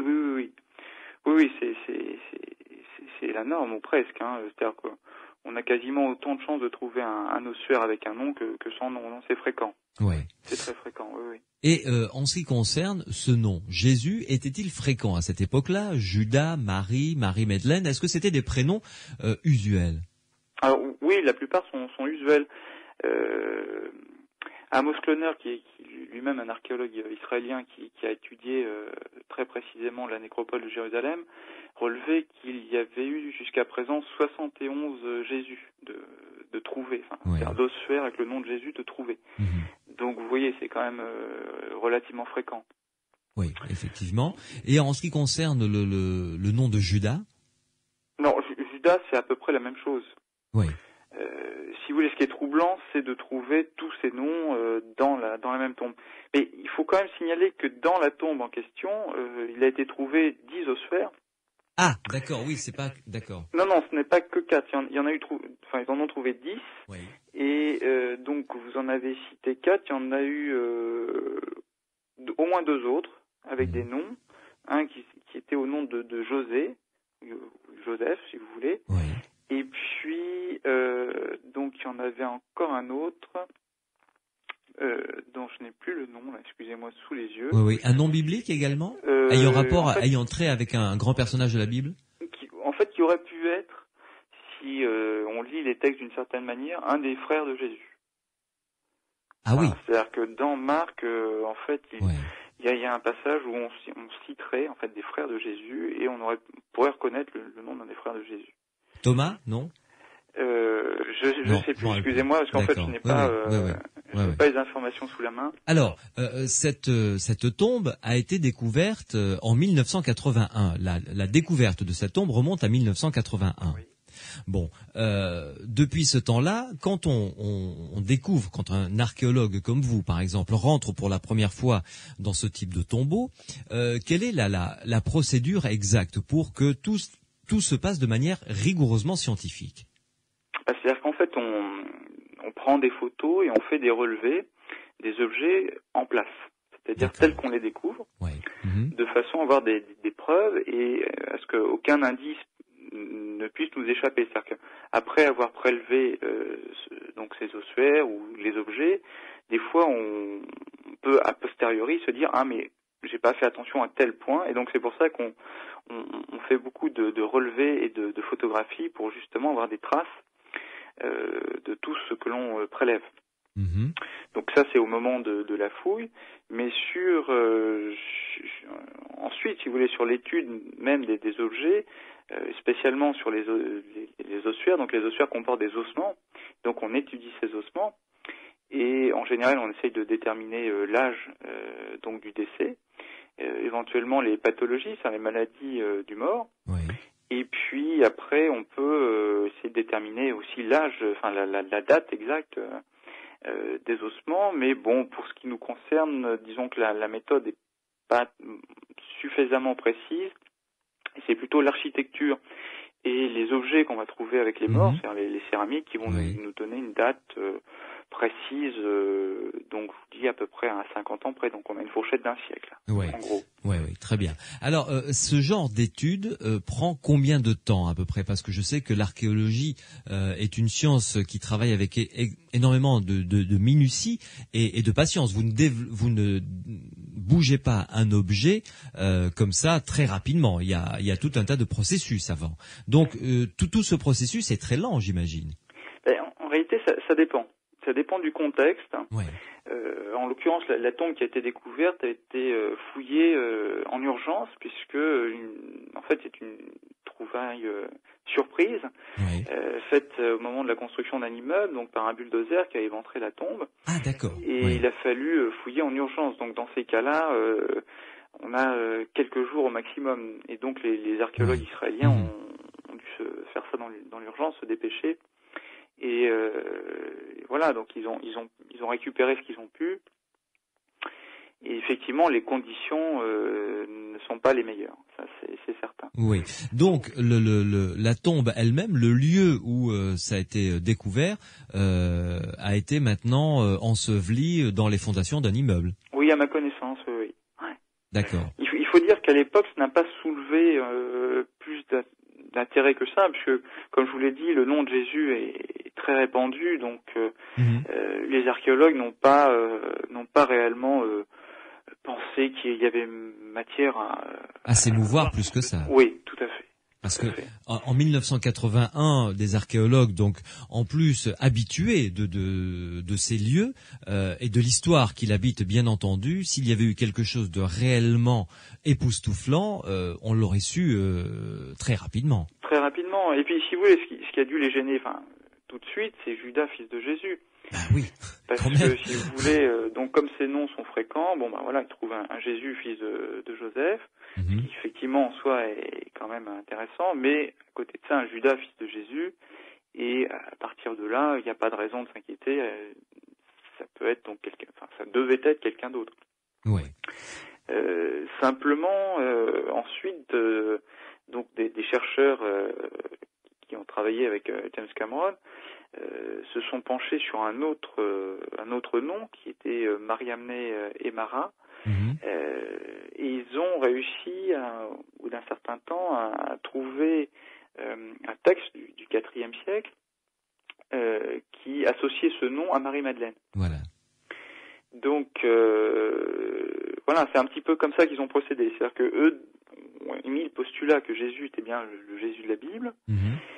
Que par conséquent, s'il avait un fils, il fallait qu'il soit marié.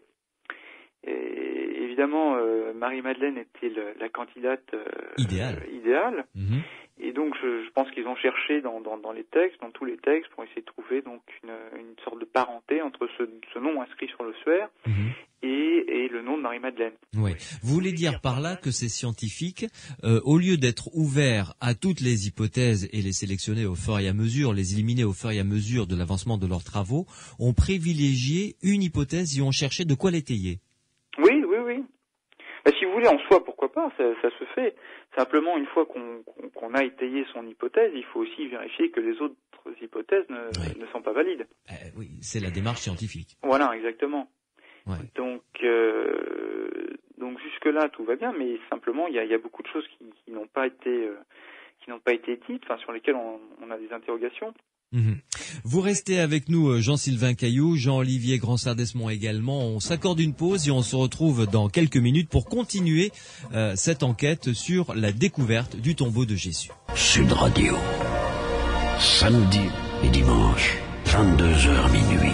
Louis Bénédit, les aventuriers de l'étrange. Suite de l'enquête concernant la découverte du tombeau de Jésus avec plusieurs ossuaires et sur l'un il y a cette inscription Yehuda bar Yehoshua, c'est-à-dire Judas, fils de Jésus, ce qui est quand même assez surprenant. Deux archéologues sont mes invités ce soir, Jean-Sylvain Caillou qui est en direct avec nous depuis Tunis et puis Jean-Olivier Gransart-Desmond. Alors Jean-Sylvain Caillou, quand même, la datation des ossements va avoir son importance et ce qu'a dit James Cameron, c'est qu'une étude de l'ADN est également en cours. Ben oui, c'est ce qu'on attend, puisque jusqu'à présent ils ont juste fait l'étude de Jésus, des os de Jésus et de Marie-Madeleine, pour montrer donc qu'ils n'étaient pas de la même famille et essayer d'établir un lien de mariage, si vous voulez, entre eux. Oui. Donc maintenant, il faut que sur les os concernant Judas, qu'il y ait des traces ADN communes à Jésus et à Marie-Madeleine à ce moment-là. Oui, et puis même il faut faire cette étude sur tous les ossements trouvés, parce que il y a aussi un ossuaire avec le nom de Marie, mais si vous voulez, l'analyse ADN peut nous montrer qu'il ne s'agit pas de la mère de Jésus, mais peut-être, ça pourrait être Marie qui aurait été la femme de Jésus ou quelqu'un d'autre, si vous voulez. En fait, il faut qu'on reconstitue, grâce à l'ADN, tout l'arbre généalogique de cette famille et des ossements donc qui ont été découverts dans ce tombeau. C'est indispensable. Vous, est-ce que ce genre de découverte, si cela vous arrivait à vous lors d'une des fouilles, vous ferait perdre votre sang-froid? Parce que là, quand même, déjà trouver un ossuaire du Christ, ça met à mal la résurrection, ce qui est la base même de l'Église chrétienne. Oui. Si vous voulez, ça peut pas laisser indifférent, parce que c'est vrai du coup, l'archéologie prend une puissance qui la dépasse quelque part, si vous voulez. Donc bien sûr, on peut pas rester indifférent à ça. Mais d'un autre côté, c'est aussi pour ça qu'on fait de la recherche. C'est-à-dire que c'est un domaine privilégié, le domaine biblique, où jusqu'à présent, en fait, les textes étaient étudiés pour eux-mêmes depuis maintenant près un peu plus d'un siècle. L'archéologie est là pour confirmer ou infirmer la Bible. Ouais. Et donc, c'est particulièrement intéressant. Ouais. Quand on travaille, comme vous l'avez fait, sur Jérusalem et sa région, sur la Judée en règle générale, et que l'on fouille le sol, ça doit avoir une connotation complètement différente que de faire des fouilles, sans que ce soit péjoratif d'ailleurs, hein, mais dans l'Aveyron, dans le Cantal ou dans le Berry, ou dans notre Grand Sud-Ouest, parce que là, on touche directement à l'histoire de l'humanité. Bien sûr, bien sûr. Si vous voulez... c'est assez paradoxal parce que les vestiges archéologiques qu'on trouve en Judée sont finalement relativement pauvres par rapport aux pays environnants, que ce soit l'Égypte, la Syrie, la Jordanie, ou même le Liban. Et si vous voulez, ils sont tellement chargés de sens que, bien évidemment, ils ont également énormément de valeur. Mmh. Et c'est ce qui rend d'ailleurs l'étude aussi difficile. C'est-à-dire qu'en fait, on demande énormément à des vestiges qui sont très peu importants. Ouais. Donc il y a beaucoup d'extrapolation. C'est aussi ça la moindre pierre en Judée, découverte par des archéologues, a fait l'objet d'une dizaine ou une quinzaine d'hypothèses, de théories pour savoir si ça ne pourrait pas être tel endroit ou telle pierre de tel tombeau. Voilà, c'est perpétuel. Alors voilà, c'est comme ça. Enfin, en tout cas, c'est terriblement enthousiasmant quand vous êtes archéologue. Ah oui, ça j'imagine.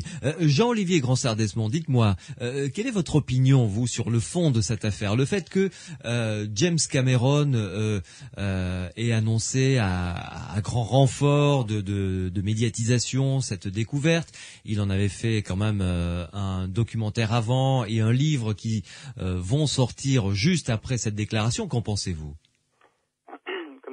Sylvain Caillou, en fait, il y a trop peu d'informations. Ne serait-ce que déjà, j'ai deux questions qui me sont venues, qui sont d'une part concernant les articles, puisqu'il parle beaucoup des attestations, des preuves, etc. J'ai cherché donc quels étaient les articles qui avaient été faits sur le sujet, mais c'est tellement récent que pour l'instant, le seul article que j'ai trouvé qui a été publié en dehors du rapport final d'un certain nombre de travaux sur l'ossuaire de James et la découverte même de la tombe, j'ai rien trouvé d'autre. Donc je ne sais pas si Jean-Sylvain pourrait nous en dire plus à ce sujet. Jean-Sylvain Caillou. Non, mais écoutez, à ma connaissance, il y a eu un rapport des archéologues israéliens au moment même de la découverte, enfin, disons dans les années qui ont suivi, je pense entre 81 et 85.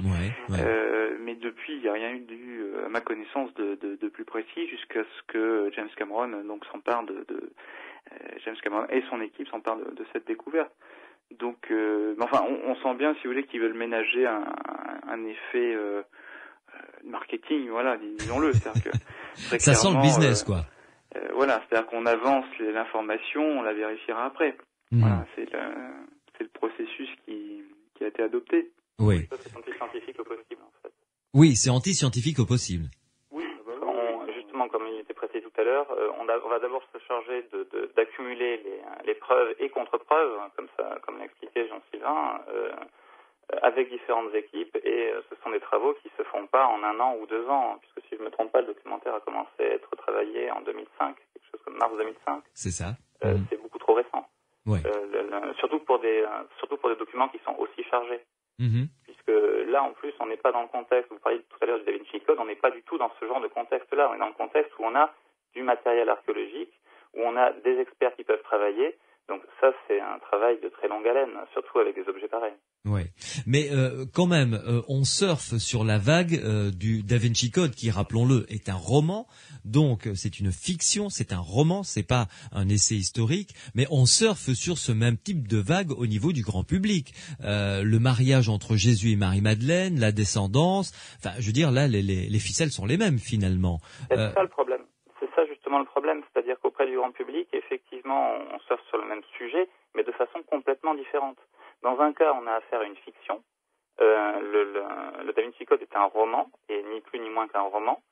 même si, comme n'importe quel auteur, que ce soit d'ailleurs dans l'écrit ou pour des artisans, il faut bien qu'il y ait une inspiration qui vienne d'éléments qui a été glané, qui a été soit lu, soit entendu, etc. Donc forcément qu'il peut y avoir des relations, comme aussi le fait Christian Jacques avec ses romans, comme ça se fait aussi pour les romans dits historiques pour l'époque médiévale, ça reste des romans. Là, en revanche, avec l'histoire du tombeau de Jésus, on est confronté à un autre type d'utilisation des faits, puisqu'il s'agit là de matériels qui existent, qui peuvent être étudiés, qui commencent à être étudiés. C'est pas du tout le même registre. Dans un cas, on n'est pas dans l'ordre scientifique, dans l'autre, on l'est. Mais on manipule les faits, effectivement, d'un point de vue commercial, car à terme, peut-être que l'hypothèse qui est présentée sera validée. On n'en sait rien. Oui, si l'hypothèse est validée, ça va être un véritable séisme à l'échelle planétaire. Pas tellement dans le milieu scientifique, je pense que ça va être surtout le cas effectivement dans le milieu religieux, mais ce ne sera pas la première fois. Ça s'est passé déjà avec la découverte de la préhistoire au XIXe siècle, où par rapport à la religion, il ne pouvait pas y avoir d'histoire avant avant l'apparition des textes, avant le déluge, et il y a eu une controverse durant tout le XIXe siècle, avec, au final, aujourd'hui, dire que la préhistoire n'existe pas est une aberration. Oui. Y compris pour les religieux. Vous parlez de Darwin, évidemment. Non, je ne parle pas d'évolution des espèces. Oui. Je parle de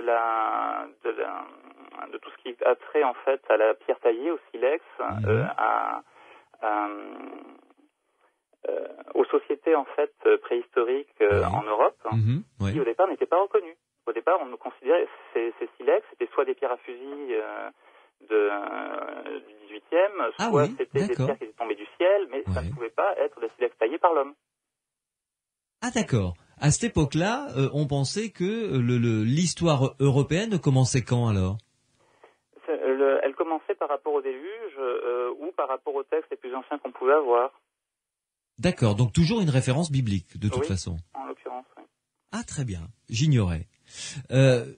Jean-Sylvain Cailloux, pour vous, en tous les cas, vous ne pouvez pas vous prononcer maintenant de manière complètement affirmative ou négative, mais cette affaire et ce battage médiatique initié par James Cameron sent probablement le soufre. Oui, sinon il aurait procédé différemment. C'est-à-dire que s'il était sûr réellement de son affaire, je pense que il aurait d'abord eu une publication scientifique accompagnée d'un reportage ou alors laquelle aurait suivi un reportage. Mais le fait de présenter comme ça les éléments de manière incomplète, comme vous dites, ça sent le soufre. Tout à fait. Oui. À ce moment-là, vous avez eu, je suppose, vent également de faux concernant tout ce qui est apôtre et le Christ. Est-ce que il peut s'agir de faux ? En l'occurrence, non, a priori non. Les fouilles ont été faites dans les règles de l'art et cette découverte, donc en 1980 ou 81, n'a pas donné lieu un battage médiatique, donc il n'y avait pas de raison d'avoir des faux. En général, les faux sont faits lorsqu'il y a un enjeu. Dès le départ, d'ailleurs, dès les premières fouilles en Terre Sainte, en 1863, il y a eu des faux de faits pour accréditer une thèse. Donc c'est pas récent. Mais là, en l'occurrence, non, je ne pense pas. Tout est dans l'interprétation. Ouais. Vous restez avec nous, Jean-Sylvain Cailloux, Jean-Olivier Gransart-Desmond. Dans quelques minutes, nous revenons sur ce dossier passionnant de cette découverte de tombe dans laquelle il y avait des ossuaires. Sur ces ossuaires étaient marqués Jésus, fils de Joseph, Judas, fils de Jésus, Marie et Marie-Madeleine. À tout de suite. Sud Radio. Samedi et dimanche. 22h minuit, Louis Bénédy, les aventuriers de l'étrange. Suite et fin sur l'enquête sur cette découverte du tombeau prétendument de Jésus, enfin d'un homme en tout cas qui avait comme nom Jésus, avec deux archéologues, Jean-Sylvain Cailloux et Jean-Olivier Gransart-Desmond. Jean-Sylvain Cailloux qui était en direct avec nous depuis Tunis. Jean-Sylvain Cailloux, on imagine que ça ne doit pas être facile de faire des fouilles dans Jérusalem, que ce soit intramuros ou aux alentours de Jérusalem, tellement c'est une région politiquement très sensible. Oui, non, tout à fait, c'est très difficile. Et il doit y avoir pléthore de demandes. Oui, enfin, ça se passe pas réellement, comme ça. Si vous voulez, vous avez un endroit qui est très très sensible, c'est l'esplanade des mosquées ou le mont du Temple. Ah oui, ça j'imagine que oui. Et alors là, en fait, des fouilles à cet endroit, ça gêne tout le monde, si vous voulez. Ça gêne les musulmans parce qu'ils ont peur qu'on trouve des vestiges juifs, et ça gêne les Israéliens parce qu'ils ont peur qu'on ne retrouve pas de vestiges juifs. Ouais. Donc c'est pour ça que en fait tout le monde joue au chat et la souris, et que à cet endroit précis, il n'y a pas tellement de fouilles. Ouais. Alors ensuite, donc les archéologues israéliens pratiquent des fouilles dans les règles de l'art dès qu'il y a des travaux, bien entendu. Il y a aussi des gens qui n'ont pas vraiment envie qu'il y ait des fouilles chez eux. Je parle des Palestiniens, mais je parle aussi en fait des congrégations religieuses qui ont de grands domaines tout autour. Et parce que si vous voulez, il faut bien comprendre, c'est que donc il y a quand même une partie de la ville qui est occupée, si vous voulez, d'après la législation internationale, et donc ça crée un vide juridique. C'est-à-dire que les Israéliens disent que évidemment c'est à eux de faire des fouilles en cas de découverte ou de travaux, mais donc ça pose un problème parce que ceux qui ne reconnaissent pas cette autorité ne veulent pas donc que les Israéliens fouillent. Donc, si vous voulez, tout est extrêmement compliqué. Oui, j'imagine. Pour dire les choses en deux mots, c'est pas extrêmement serein. Oui, je suis d'accord avec vous. Oui. Mais dites-moi, est-ce qu'il y a en tant qu'archéologue, est-ce que vous avez des rêves comme ça, des objectifs un peu fous? Moi, je suis totalement néophyte, donc je peux me permettre de dire des bêtises, et vous allez me dire si c'est une bêtise ou pas. Je sais pas, par exemple, le tombeau de Marie. Est-ce que ça reste un des entre guillemets Graal à découvrir à Jérusalem ou dans les environs de Jérusalem? Non, parce qu'on vénère il y a déjà un tombeau officiel de Marie à Jérusalem, dans la vallée du Cédron, qui ressemble d'ailleurs beaucoup au Saint-Sépulcre, enfin en tout cas l'édicule du Saint-Sépulcre, c'est le tombeau officiel de Jésus.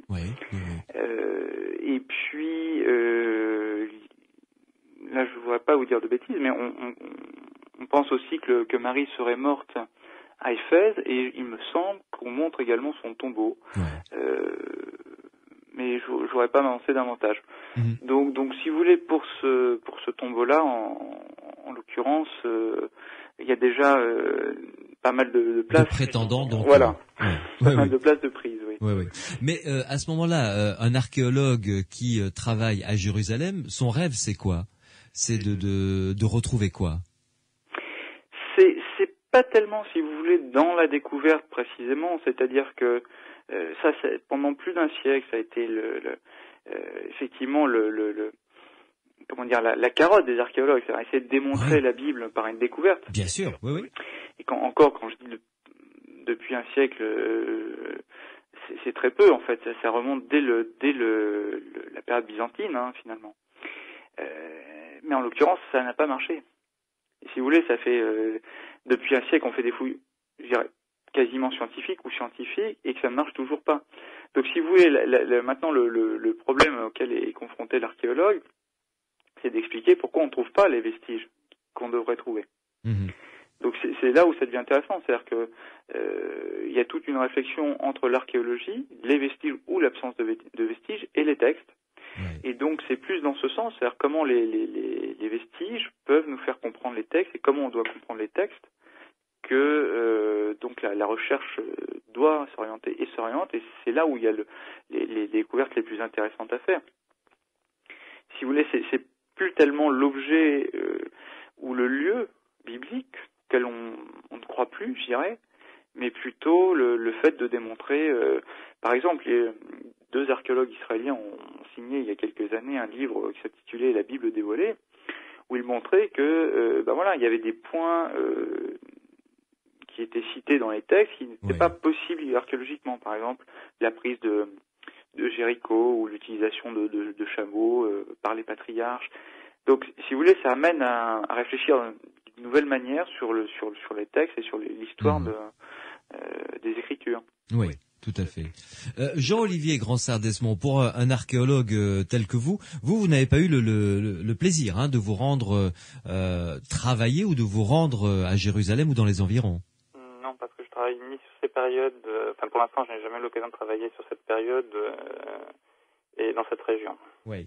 Mais vous avez eu l'occasion, en revanche, d'avoir entre les mains, puisque j'avais évoqué, et j'aimerais qu'on y revienne, ce dossier des faux. Vous me disiez, moi je vous disais qu'au Moyen-Âge, il y en avait beaucoup, c'était une véritable industrie, mais vous m'avez dit, pas que, encore actuellement.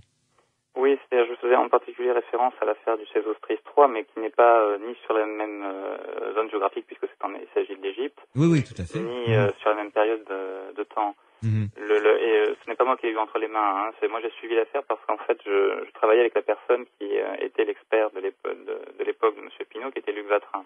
Oui. Et de quoi ça s'agissait-il exactement? Il s'agissait en fait d'une statuette qui avait été achetée aux enchères à Drouot, qui a fait une grande controverse parce que certains égyptologues prêchaient l'authenticité, alors que au final, avec les contre-expertises qui ont été réalisées, on en est venu à la thèse d'un faux, et ça a été confirmé par des analyses aussi en laboratoire.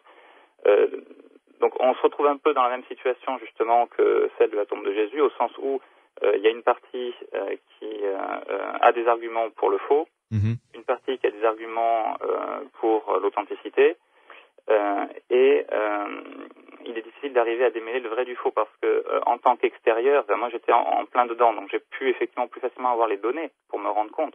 Bien sûr. Mais pour les personnes qui étaient extérieures à l'affaire, qui n'avaient que les publications ou les avis des uns et des autres, c'était extrêmement difficile d'arriver à se rendre compte qu'en fait effectivement il s'agit bien d'un faux. Mais il a fallu combien de temps pour que la science puisse se prononcer, pour avoir un ordre d'idées chronologique, pour faire un parallèle avec les analyses qui sont en cours, par exemple? Alors, c'est pas uniquement une question scientifique là qui a été. Disons qu'il y a eu plusieurs choses en jeu. D'abord, M. Pinault étant quelqu'un qui a effectivement pas mal d'argent et étant directement impliqué dans l'affaire, il y a eu des sommes d'argent qui ne sont pas forcément dépensées dans un temps aussi court, comme ça peut être le cas pour de la recherche scientifique auprès d'organismes publics ou privés. Donc la recherche a quand même mis, si je me trompe pas, 4 ou 5 ans, sachant que le débat en lui-même, le début de l'affaire, avait commencé en 98, si je me rappelle bien. D'accord. Donc, c'est-à-dire, et là, l'affaire n'est toujours pas, c'est-à-dire, auprès des tribunaux, il s'agit toujours d'une pièce authentique.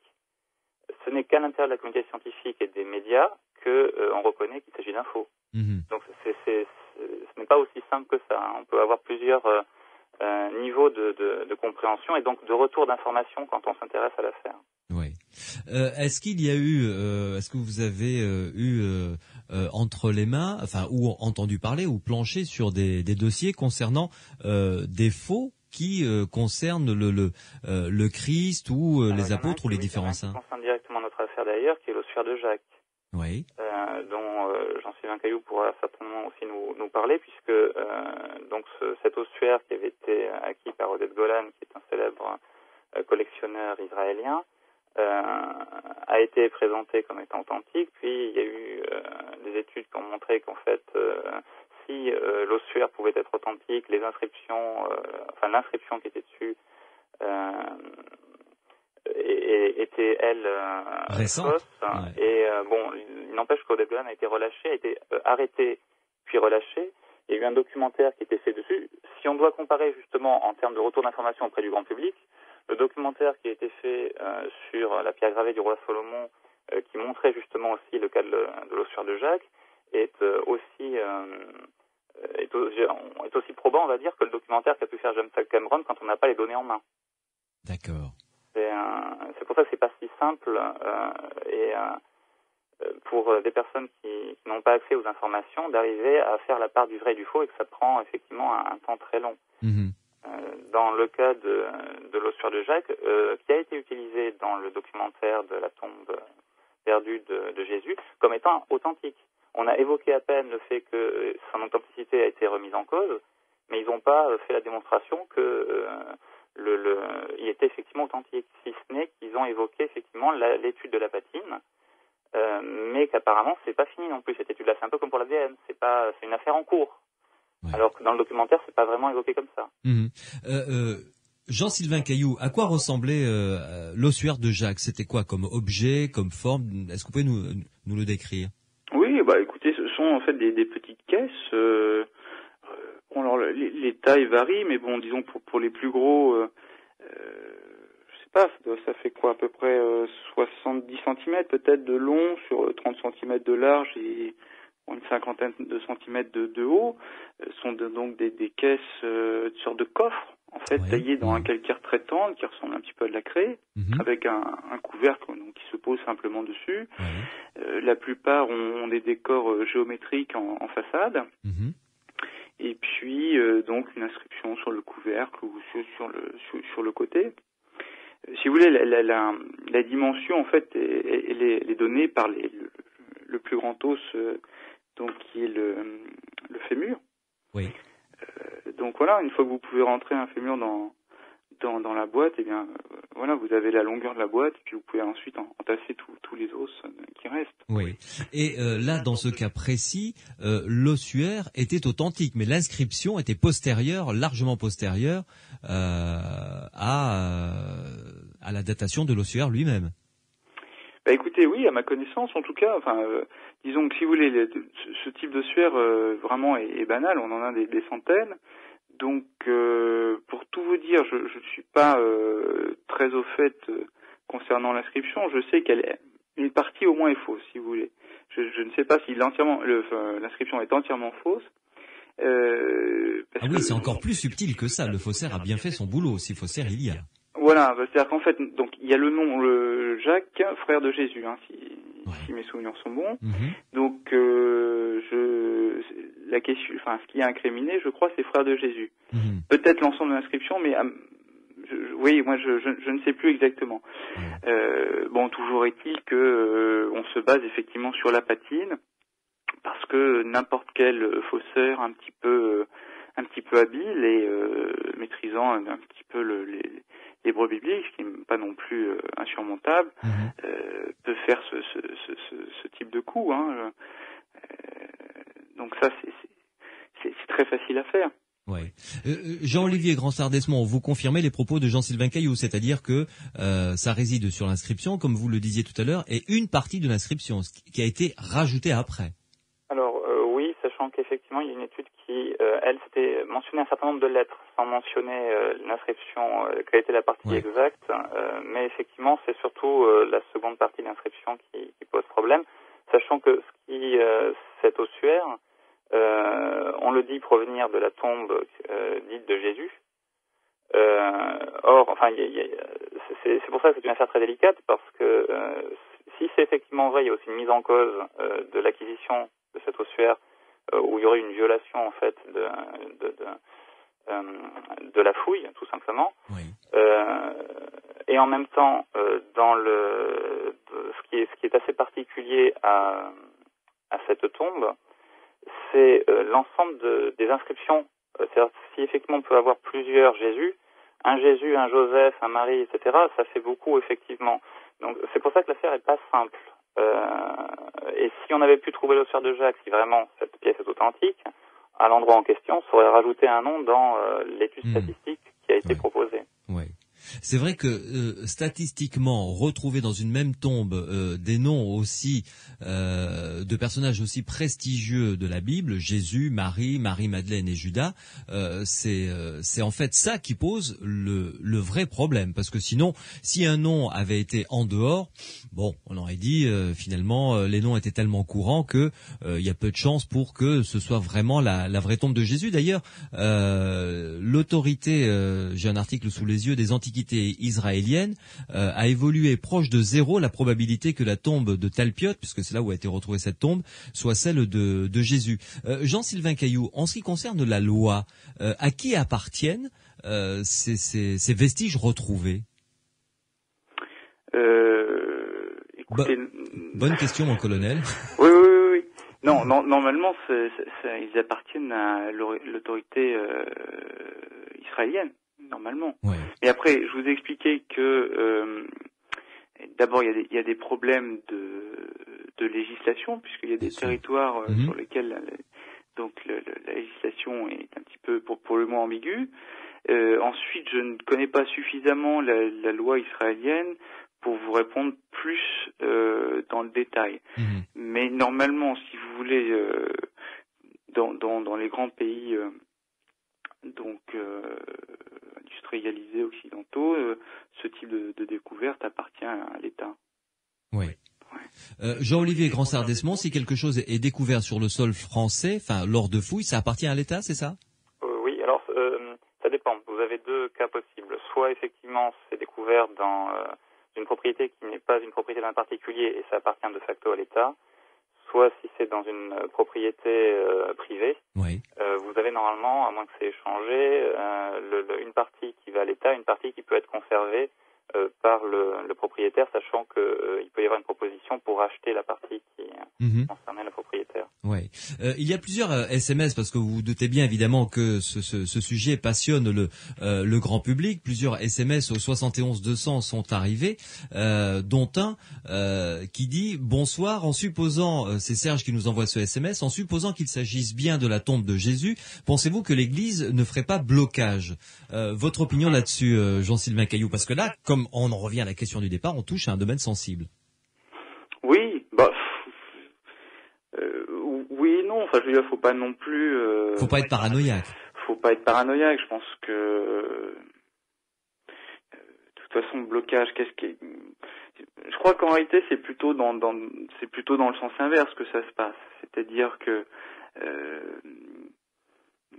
c'est plutôt, on a plutôt tendance à accréditer cette thèse parce que justement, ça bouleverse un petit peu les conventions et donc ça offre un espace de liberté supplémentaire. Mais jusqu'à présent, l'Église n'a pas fait blocage et sur d'autres sujets aussi. Donc puis je vois pas comment elle pourrait faire blocage, à vrai dire. De toute façon, l'archéologie est quand même quelque chose qui a double tranchant pour l'Église.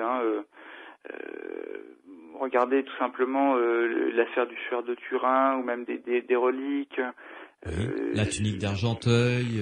Voilà, si vous voulez, l'Église n'est pas toujours opposée à l'archéologie, même si elle démontre parfois donc que les reliques sont fausses ou que les lieux sont faux. Oui. D'ailleurs, je ne pense pas qu'elle pourrait faire autrement dans ce cas précis, puisqu'elle n'a pas il faudrait qu'elle use de diplomatie, mais ça serait quand même, ça serait difficile. Oui, Jean-Olivier Gransart-Desmond, votre opinion sur cette question? Bien, non seulement elle n'y est pas forcément opposée, mais en plus elle y travaille, on va dire, parce que depuis 2 siècles déjà, faut pas oublier qu'une bonne partie des archéologues qui ne portaient pas ce nom à l'époque, qui étaient plutôt des historiens, c'était des prêtres. Oui. Donc, la préhistoire, par exemple, justement, qui a remis en cause un certain nombre de croyances, a été l'abbé Breuil, c'est un prêtre. C'est un préhistorien. Oui, effectivement. Pour conclure, dernière question arrivée par SMS et également au 71 200 que je vais vous poser à tous les deux. Jean-Olivier Gransart-Desmond, votre conviction, comme on dit dans le domaine juridique, votre intime conviction, tombe de Jésus ou pas?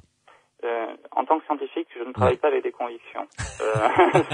Excellente réponse. Avec des arguments. Et il se trouve que pour l'instant, effectivement, le problème majeur de cet appel au peuple, on va dire, c'est que il n'a pas pris le temps justement d'une recherche scientifique avec des articles publiés où on peut avoir non seulement avoir les données, mais surtout parce que ça c'est un des gros problèmes qu'il y a dans le documentaire, j'ai pas lu le livre, et dans les quelques articles que j'ai pu trouver sur Internet, qui est pas forcément une référence, c'est comment ces données ont été étudiées. C'est-à-dire que comment ont été faits les prélèvements, quels ont été les choix, quelles ont été les personnes qui ont travaillé dessus précisément. C'est pas forcément toujours très clair. Donc pour l'instant, j'attends justement, et je pourrais attendre peut-être 10 ou 20 ans, parce qu'avec un tel sujet, c'est possible que ça mette un certain temps, d'avoir plus d'informations, plus d'arguments, et surtout d'arguments publiés, pour être assuré du sérieux de l'information. Oui. Jean-Sylvain Caillou. Si vous voulez, moi je partage tout à fait l'opinion de Jean-Olivier, simplement pour les mêmes raisons, je dirais que pour le moment, j'ai plutôt le sentiment que c'est bidon, si vous voulez, dans la mesure où, c'est-à-dire qu'on attend, tant qu'on n'a pas eu de plus d'éléments, ça paraît peu crédible. Voilà. Merci en tout cas à tous les deux de nous avoir accordé de votre temps. Jean-Sylvain Caillou en direct donc depuis Tunis. Bonne fin de soirée, Jean-Sylvain. Merci, bonne fin de soirée à vous. Merci, à très bientôt. Au revoir. Au revoir. Jean-Olivier Gransart-Desmond, merci beaucoup. Et écoutez, si vous êtes d'accord, je ferai appel à vos talents et à votre connaissance du domaine archéologique pour d'autres dossiers concernant l'archéologie, si vous le voulez bien. Avec plaisir. Merci beaucoup, Jean-Olivier. À très bientôt. Au revoir. Au revoir. Sud Radio. Samedi et dimanche, 22h minuit. Louis Bénédit, les aventuriers de l'étrange.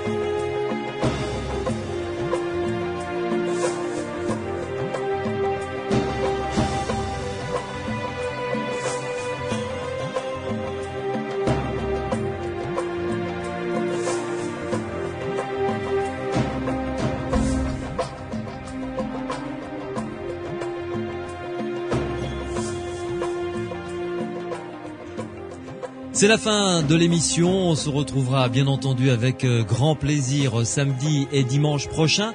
Je vous souhaite une excellente semaine à l'écoute des programmes de Sud Radio. Dans quelques instants, la rediffusion des émissions de la journée. Alors, si vous voulez nous joindre pour différents témoignages concernant les phénomènes paranormaux, eh bien, n'hésitez pas, vous le savez. Vous avez plusieurs possibilités. Vous pouvez nous laisser un message sur notre boîte vocale, les aventuriers de l'étrange, au 0826 300 300. Vous pouvez également nous contacter par mail, étrange@sudradio.fr, étrange@sudradio.fr. Merci à Mathieu qui signe la réalisation de cette émission, Morad qui est au standard et Pierre Massias qui m'aide à construire cette émission. Et puis pour réécouter cette émission ou celle de samedi ou les autres, rendez-vous sur le site psiland.org où vous allez pouvoir écouter en direct ou télécharger sur internet toutes les émissions des aventuriers de l'étrange, psiland.org, psiland.org. Bonne fin de soirée et rendez-vous samedi prochain.